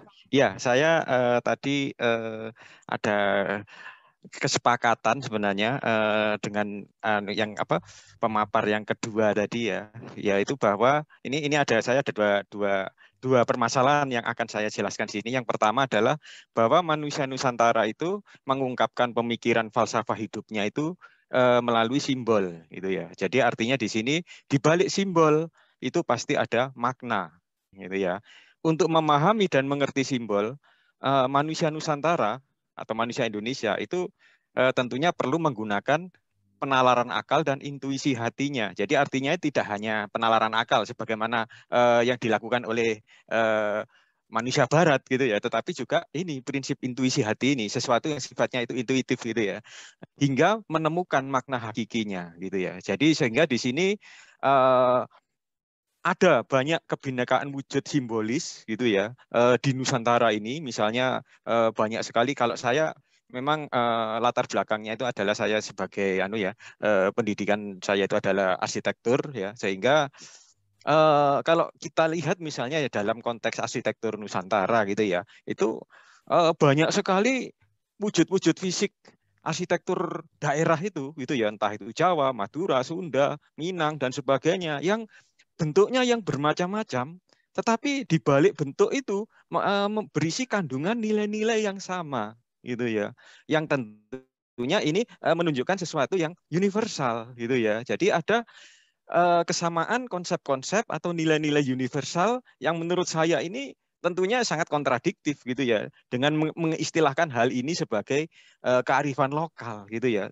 Saya mencurigai bahwa istilah kearifan lokal itu diberikan oleh manusia Barat gitu ya, mungkin peneliti-peneliti dan sebagainya, para orientalis itu terhadap dunia Timur gitu ya, untuk menunjukkan sesuatu sistem pengetahuan yang berbeda dengan orang Timur gitu loh ya, sehingga kalau orang Barat itu menamakan dirinya itu menamakan prinsip anunya itu sebagai pengetahuan yang sifatnya universal, yang dimiliki Barat itu adalah pengetahuannya dimiliki universal.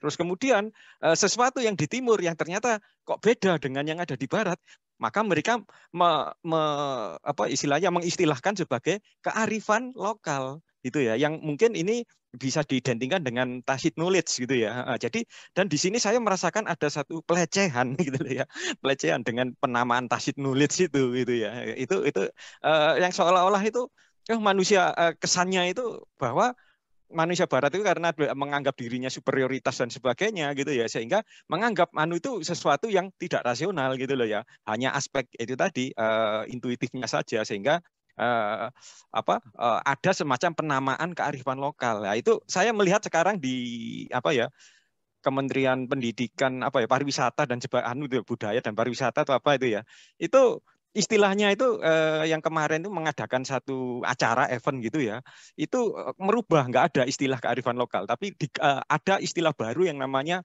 cerlang Nusantara gitu ya, untuk mengubah prinsip kearifan lokal tersebut gitu ya. Itu masalah yang pertama. Terus masalah kedua ini saya ringkas saja, nggak usah khawatir, bahwa pengembangan pengetahuan di Indonesia ini ya, itu pengembangan ya peradaban dan kebudayaannya itu berarti diperlukan yang namanya rekontekstualisasi pengetahuan Indonesia gitu ya, atau Nusantara, di mana upaya rekontekstualisasi itu berpegang pada dua prinsip kalau menurut saya, yaitu continuity sama change gitu ya.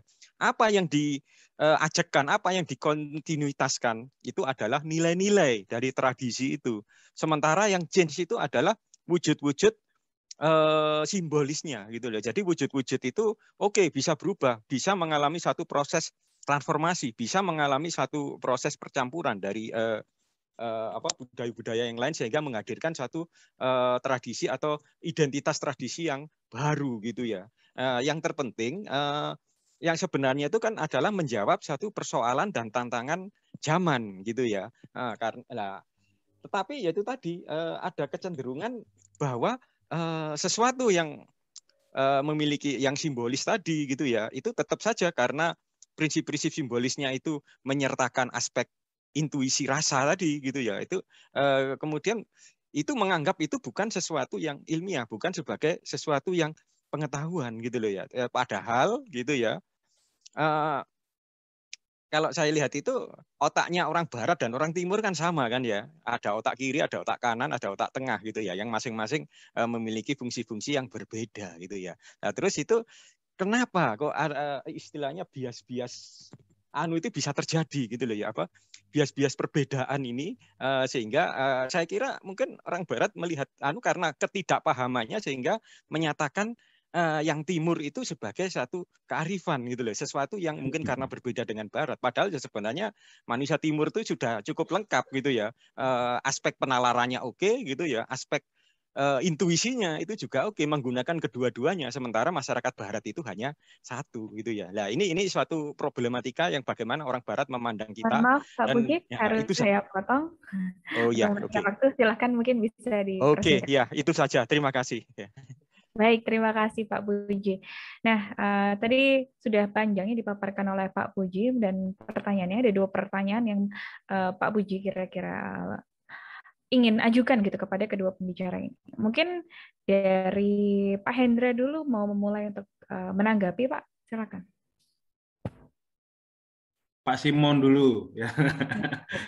Baik. Pak Simon dulu tanggapi Mas. Boleh Mas, monggo. Silakan Pak Simon kalau begitu. Oke, baik. Terima kasih. Yang pertama terkait dengan kalau kita bicara tentang kearifan lokal begitu ya. Saya pikir memang kita perlu lebih clear memang. Saya setuju dengan beberapa yang tadi disebut oleh Pak Puji tadi ya. Apakah ini, karena polemiknya kan nanti ini soal apakah ini kearifan lokal atau kearifan yang nantinya akan berjari universal begitu ya.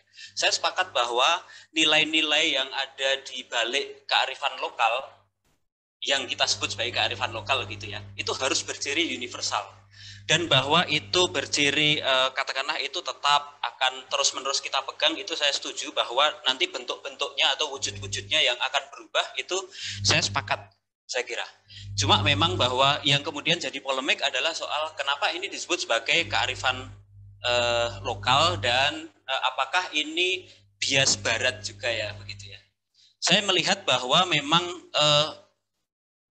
kalau kita sebagai sebuah ilmu ya, saya membayangkan bahwa ilmu-ilmu sosiologi itu dulunya sebagai sebuah ilmu ketika sudah dinarasikan sedemikian rupa itu kan awalnya itu diteliti oleh tokoh-tokoh dari barat dan katakanlah sistem yang digunakan itu model-model yang ini dikotomi barat timur lagi begitu ya.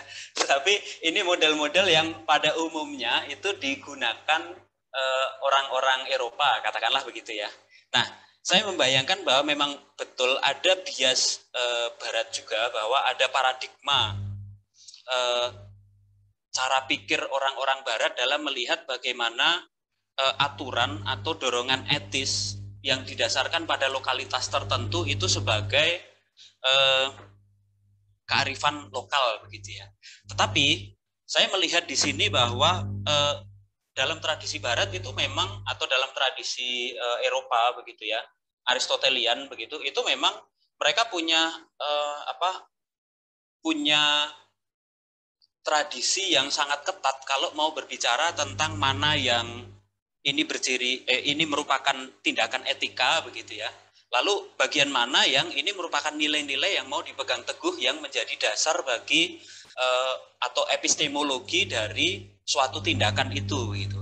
Nah, kearifan lokal itu saya justru melihat bahwa memang yang mau ditunjuk itu adalah aturan-aturan moral atau dorongan-dorongan etis begitu ya, yang konkret harus atau menjadi perintah untuk dilakukan sedemikian rupa begitu ya.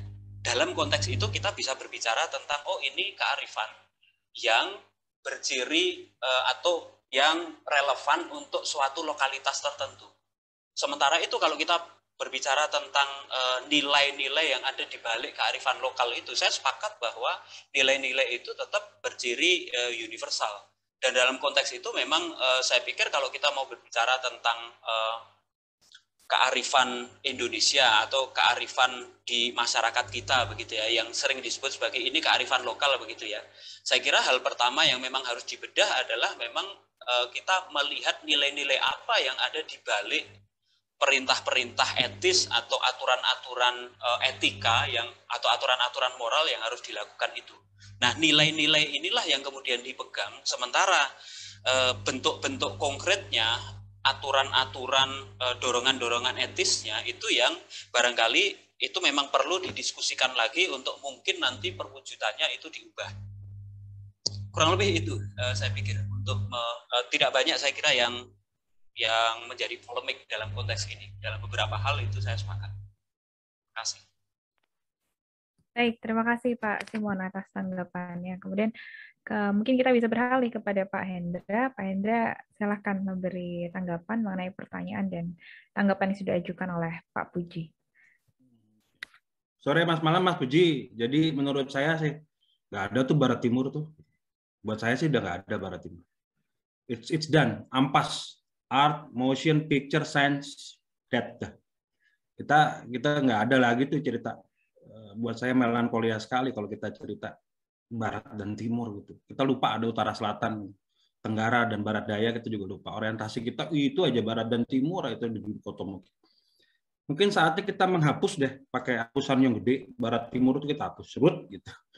Utara Selatan kita hapus, red gitu. Kita human beings, kita homo sapien yang berjuang bareng-bareng gitu. Bahwa masalah simbolikal dalam bentuk aksara ya, bahwa budaya kita memang budaya tutur, bukan budaya literasi, tapi bukan berarti budaya tutur itu lebih kurang daripada budaya literasi, enggak juga. Selama ini orang bikin rendang tuh nggak ada resepnya, tapi rendang kok sama 100 tahun rasanya. Cendol juga nggak ada resepnya. Terus kemudian misro, combrok juga nggak ada resepnya. Tapi combroknya real kok gitu. Sayur asem ratusan tahun juga yang ngono-ngono wae. Pindang yang ngono-ngono wae. Tapi ada konsistensi keilmiahan di situ. Jadi tidak literatif ya. Tetapi kalau tidak saintifik, sangat saintifik gitu kan. Kalau kita anggap saintifik itu it's based on literasi, ya enggak juga gitu kan. Banyak di dunia ini sains yang nggak bisa pakai aksara sampai pakai bahasa matematik, kan itu kan apa sih bahasa matematik? Totally simbol. Nggak ada lagi aksara, dia nggak bicara tentang ini. Dan kalau kita bicara Hono Coroko, Doto Sowolo, Podo Joyo, Morgo Botongo, itu bisa nyebut seluruh benda di dunia kan, bayangin. Itu konyol kan gitu kan. Aksara Lampung hurufnya cuma 3, Kaganga, bisa nyebut semua benda seluruh dunia dengan 3 huruf. Kaganga, itu kan something gitu kan. Barangkali kita mulai mencoba untuk menghapuskan tuh Barat Timur Utara Selatan. Kita tempatkan pada sentrum kita lah, Homo sapiens kita lah, kira-kira gitu Mas. Kayak begitulah kira-kira. Baik, terima kasih Pak Hendra atas tanggapannya. Kemudian kita beralih kembali ke pada kolom chat yang telah ada. Nah, ini Pak Mas Albertus Agung sudah mengangkat tangan. Tadi beliau juga menyampaikan tanggapannya di kolom chat. Mungkin langsung saja saya persilakan kepada Mas Albertus Agung untuk menyampaikan secara langsung apa yang ingin ditanggapi dari pernyataan Pak Hendra ataupun Pak Simon. Silakan Mas Albertus Agung.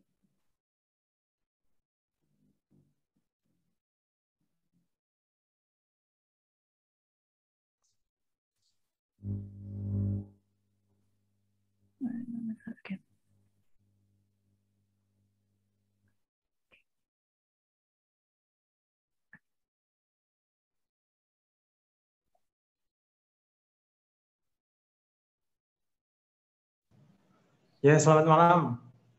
Para narasumber, sangat menarik perbincangannya. Saya hanya ingin menanyakan hal yang sudah saya tulis di chat. saya tertarik dengan apa yang dikatakan oleh Pak Hendra, bahwa segala sesuatu berkaitan dan bersifat universal dari satu kebudayaan dan kebudayaan lain. Lalu bagaimana Pak Hendra itu menjelaskan identitas? Mengapa ada yang namanya identitas, bahwa satu kebudayaan dinamakan Sunda, dinamakan Jawa, dinamakan Tionghoa, dan tidak disamakan dengan yang lain? Kalau menurut saya, kalau kita terlalu berpijak secara ekstrim pada universalitas, maka akhirnya tidak ada identitas, semuanya sama. Bagaimana menurut Bapak? Terima kasih. Barangkali saya mencoba menjawab identitas, saya juga nggak tahu identitas saya apa, Mas. Saya punya identitas dari Bapak, saya punya identitas dari Ibu, saya punya identitas dari akademisi, saya punya identitas dari komunitas. Jadi kalau ditanya, Hendra Ki sopo, saya juga bingung jawab lagi. Saya sudah bingung menjawab identitas saya hari ini apa. Aku Ki sopo gitu kan. Bapakku orang Sumatera, ibuku orang Semarang, aku orang Palembang, orang Semarang. Yang embo, aku kuliahnya geologi, kerjanya budaya kan gitu. Jadi identitas iki piye gitu. Tetapi fakta genetika itu ada. Jadi misalnya kita nyebut Tionghoa, itu jelas identitas dalam bentuk antropomorfiknya jelas. Kita sebut orang Sunda, itu identified dari bahasa gitu. Misalkan nggak bisa dibohongin, belakangnya pasti A-nya tinggi, kumaha, damang gitu. Jadi dari sisi bahasa, dari sisi antropomorfik, identitas itu something yang real gitu. Dan ada di memori kolektif manusia dan terpatri di kita gitu. Kalau kita pergi ke Eropa, kita juga nggak bisa beda. Kita nganggap orang bule sama, ternyata enggak. Ada yang Russian, ada yang Italia. Orang Italia aja ada 4 orang Italia. Orang Belanda sama orang Jerman aja, walaupun sama nggak mau disebut sama. Gitu. Barangkali soalan identitas is a given point ya, gitu. Satu keniscayaan entah dari mana, tapi itu tetap ada. Dan universalitas tidak menghilangkan identitinya. Percampuran genetik juga ada yang dominan. Nggak ada apa namanya penghilang universal sesuatu tidak menghalangkan identiti. Bahwa kehadiran saya yang universal tidak menghilangkan identitas saya dari dua pihak orang tua dan lingkungan, tidak. Saya kira mungkin itu bisa jadi diskusinya. Baik, terima kasih Pak Hendra atas tanggapannya. Lalu kemudian karena waktu kita terbatas, mungkin satu pertanyaan lagi karena sudah ada Pak Teguh yang mengangkat tangan. Saya persilakan kepada Pak Teguh untuk menyampaikan pertanyaannya ataupun tanggapannya kepada kedua narasumber. Silakan Pak Teguh.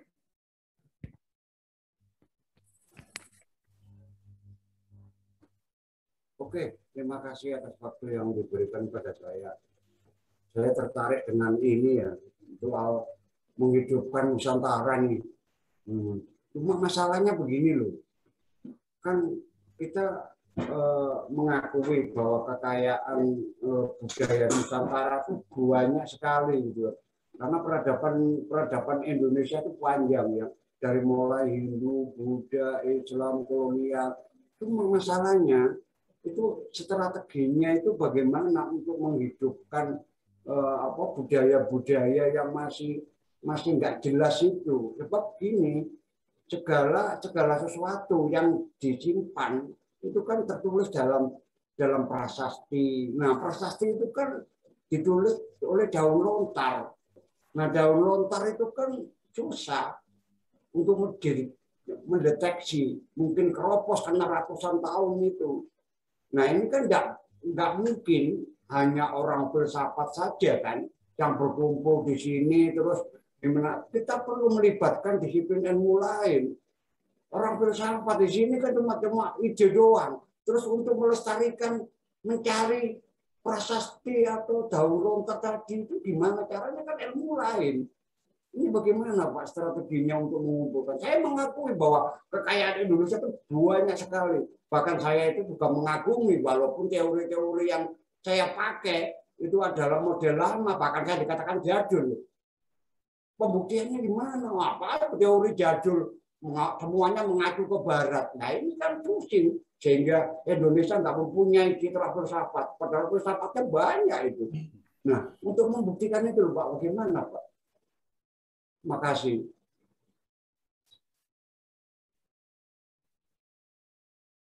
Baik, langsung saja mungkin kepada Pak Simon, mungkin terlebih dahulu mau menanggapi apa yang sudah ditanyakan oleh Pak Teguh. Silakan Pak Simon. Apa bisa Pak Hendra dulu ya? Apa bisa Pak Hendra dulu ya? Baik, dilempar juga. Baik, bagaimana Pak Hendra? Apakah Pak Hendra mau menanggapi terlebih dahulu, Pak? Sorry. Jadi kita memang punya masalah dengan aksara, Pak. Jadi kita punya problematika besar dengan aksara. Dari abad ke-6 sampai abad 15, dari dulu kita masih minjem aksara. Ya, jadi misalkan kayak prasasti Talangtuo, prasasti Sriwijaya abad ke-6 itu menggunakan Palawa ya. Walaupun bahasa Melayu tapi aksaranya Palawa. Renaissance kita mulai di sekitaran Singasari lah, ketika Kawi dan bahasa Jawa Kawi mulai dipergunakan. Dan kemudian lompat lagi kita pakai aksara Pengon ya, itu juga problem. Kemudian problematika terbesar ya terkait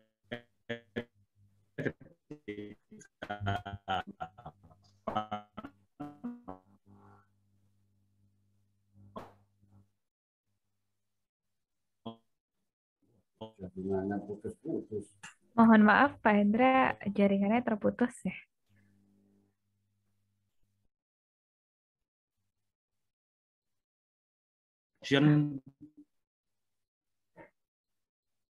Belanda. Mohon maaf Pak Hendra, mungkin jaringannya terputus. Mengilustrasikan aksara Latin ke kita gitu. Nah, belum besar Pak. Gitu. Kalau tuturnya masih, coba deh.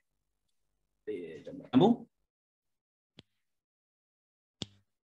Oke, baik karena Pak Hendra sepertinya jaringannya kurang baik. Bagaimana Pak Simon mau menanggapi? Melanjutkan. Oke. Silakan Pak. Mungkin. Baik, terima kasih banyak Pak Teguh ya tadi ya. Saya pikir ini bukan sekedar pertanyaan begitu ya, tetapi tanggapan yang menurut saya ini sebenarnya pertanyaan, kalau mau disebut sebagai pertanyaan, ini pertanyaan yang sedemikian konkret begitu ya.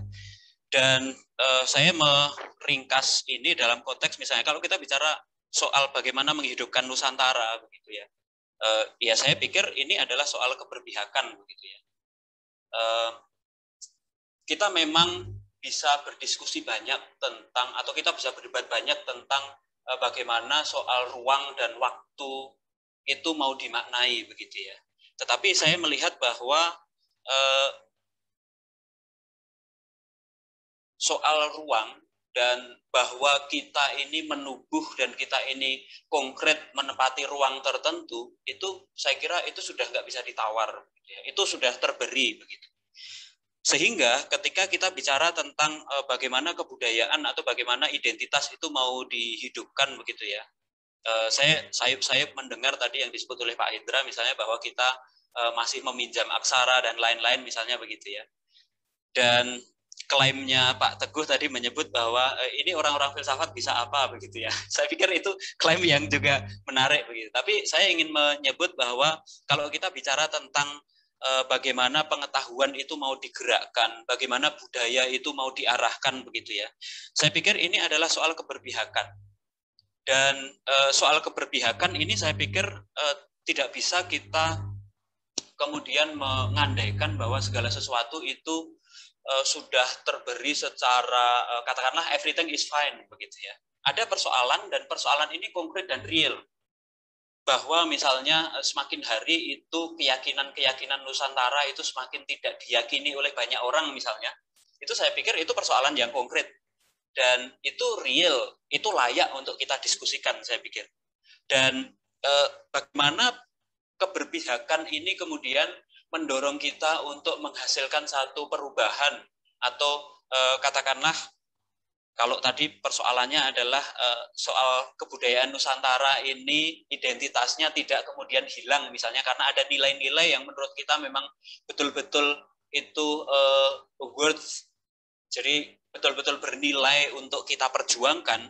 Itu saya melihat bahwa yang pertama perlu diskursus-diskursus, diskusi-diskusi sekurang-kurangnya begitu ya, supaya masyarakat kita itu cukup terliterasi, sekurang-kurangnya terliterasi bahwa ini memang ada persoalan real. Dan kita perlu untuk tidak diam saja berhadapan dengan situasi yang semacam ini. Kemudian yang kedua, saya sepakat, meskipun saya mengajar filsafat begitu ya, saya sepakat dengan Pak Teguh bahwa filsafat barangkali tidak bisa melakukan banyak hal terkait dengan itu. Tetapi lebih dari itu memang pada dalam konteks kita bicara tentang paradigma ilmu-ilmu kontemporer begitu ya. Saya kira dialog lintas ilmu itu memang sudah sangat mendesak untuk dilakukan begitu ya. Entah siapapun yang nanti akan menghandle soal ini begitu. Tetapi diskusi lintas ilmu untuk mendiskusikan tentang apa yang tadi dipolemikan atau tadi dimunculkan itu saya pikir sangat penting dan dalam konteks ini saya tidak bisa berabstraksi lebih begitu ya. Nanti apa saja yang kira-kira itu nanti akan bisa terbangun dari diskursus lintas ilmu ini. Hanya di awal itu memang saya menyebut bahwa kita membutuhkan ruang-ruang di mana pemikiran-pemikiran itu bisa ditemukan. Dan di situ nanti harapannya memang secara dalam konteks tradisi poststrukturalis begitu ya, itu dalam konteks politis itu bisa menggerakkan gagasan dan dari gagasan itu menggerakkan berbagai macam sumber daya untuk melakukan sesuatu dalam rangka untuk mengejar misi persoalan yang tadi dimunculkan. Itu tanggapan saya. Terima kasih.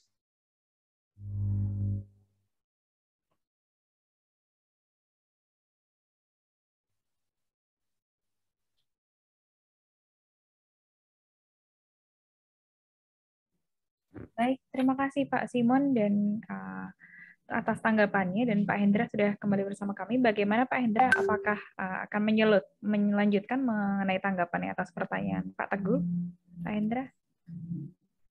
Ya, barangkali agak jaringan saya agak bermasalah ini. Apakah sudah nyambung, Mbak? Ya, sudah terdengar Pak dengan baik. Oh, siap. Jadi saya pikir kerjasama semua perlu ya gitu. Jadi memang kalau bicara tentang kekayaan Nusantara ya kalau kaya banget ya. Tapi kita tidak inferior lah. Pengertiannya bahwa ya semua umat manusia kaya, bukan hanya Nusantara saja gitu. Jadi menurut saya bagaimana kita jadi bagian besar daripada semuanya. Kita tidak masuk ke eksklusivisme lagi. Kita mencoba untuk lebih inklusif lah. Dengan demikian kita bisa menerima yang lain dan yang lain bisa menerima kita dengan dialektika dan dialog yang konstruktif. Kalau kita terus-menerus bahwa kita paling kaya, kita paling ini, repot juga Pak. Gitu. Mumet juga kepalanya kalau terus-menerus begitu. Nah, kalau kita mulai bisa menerima bahwa everybody is rich, everybody is knowledgeable, baru kita bisa masuk ke ruang yang lebih bisa melestarikan bareng-bareng semuanya. Jadi kekayaan Nusantara bukan tanggung jawab orang Indonesia, enggak. Kekayaan Nusantara tanggung jawab dunia gitu kan. Kekayaan dunia juga tanggung jawab kita gitu kan. Di situ titik literasinya terbentuk tuh. Tapi kalau kita bilang kita kaya yang lain nggak kaya, yang lain kaya kita kaya, waduh. Ini yang bikin jadi problem. Tidak ada ruangnya Mas Simon tadi. Ruang-ruang yang inklusif mungkin segera bisa diupayakan untuk ada dialog yang lebih membangun kira-kira gitu. Baik, terima kasih Pak Hendra atas tanggapannya, dan pertanyaan dari Pak Teguh akan menjadi pertanyaan terakhir dalam sesi dialog kali ini. Nah, mungkin di waktu yang singkat ini teman-teman pertanyaannya tidak bisa terjawab semua, tapi mungkin nanti apabila teman-teman masih mau mendiskusikan mengenai apa yang dibahas dalam sesi dialog kali ini, teman-teman bisa menghubungi secara personal kepada Pak Simon dan Pak Hendra mungkin ya lewat media sosialnya begitu.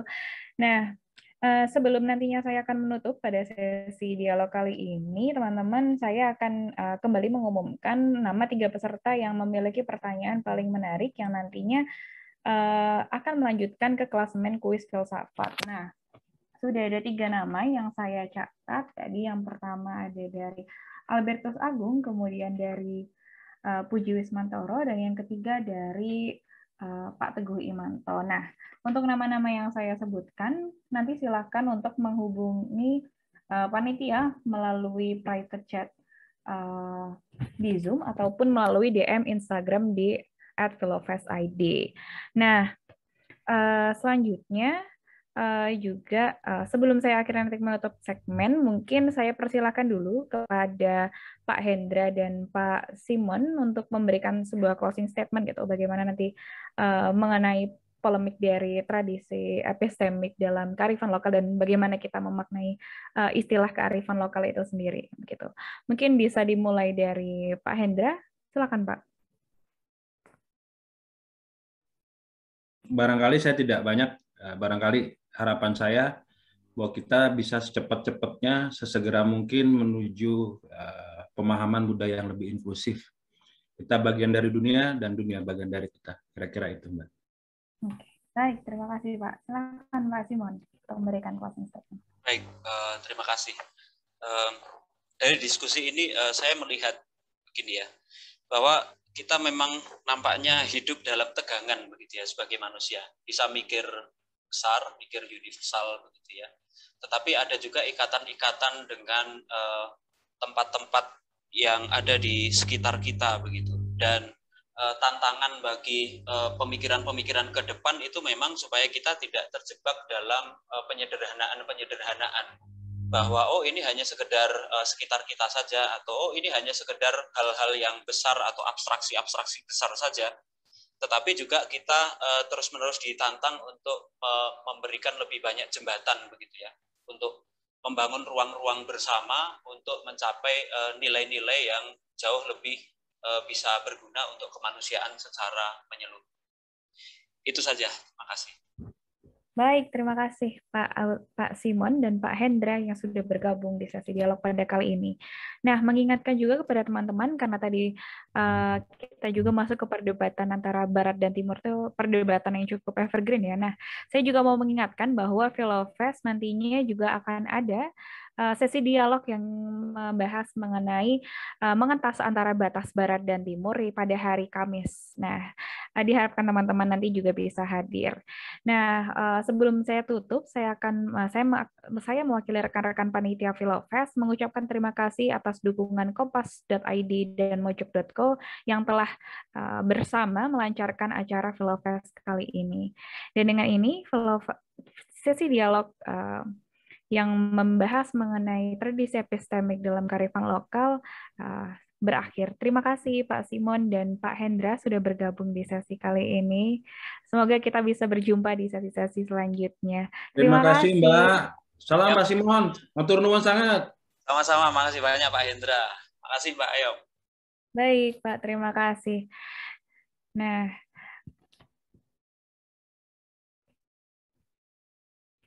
berakhirnya sesi dialog kali ini, teman-teman, juga berakhirnya hari keempat dari Philofest hari keempat hari ini. Nah, mungkin saya akan sedikit merangkum teman-teman apa saja yang sudah kita lalui dari seharian ini, mulai dari jam 10 pagi hingga jam 9 malam hari ini. Nah, Philofest akan hadir setiap harinya, ini hari keempat sampai tanggal 20 nantinya, mulai dari pagi hingga malam hari. Di panel ide tadi kita sudah menyaksikan pemaparan dari 2 pemateri yang membahas mengenai ekosofi dan transmodernisme. Kemudian ada temu kawan yang mendatangkan teman-teman dari komunitas-komunitas penyelenggara, komunitas filsafat seperti Penerbit Forum, komunitas Forum Renaissance, kemudian komunitas difiliasi. Kemudian kita masuk kepada dialog yang sangat menarik, ini dihadiri banyak orang, yaitu dialog asal-usul filsafat Nusantara tadi yang diisi oleh Romo Franz Magni Susona dan Fahrudin Faiz. Kemudian dialog filsafat Cina di Indonesia hari ini yang diisi oleh Ibu Elisa de Christina dan Bapak Tommy Dian. Kemudian ada kuliah umum mengenai epistemologi Sunda yang diisi oleh Ibu Tri Utami. Kemudian juga ada polemik yang membahas mengenai kenapa manusia bisa bermoral yang diisi oleh Bapak Budi Hardiman. Dan sesi yang terakhir, sesi dialog yang barusan berakhir yang saya moderatori yang membahas mengenai tradisi epistemik dalam kearifan lokal Indonesia, yaitu yang narasumberi oleh Pak Simon dan Pak Hendra.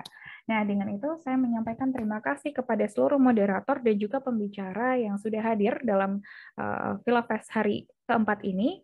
Nah, untuk itu kita akan terus bertemu teman-teman selama 4 hari ke depan masih dalam acara Philofest, sehingga sampai berjumpa di acara-acara selanjutnya. Terima kasih semuanya sudah bergabung. Selamat malam.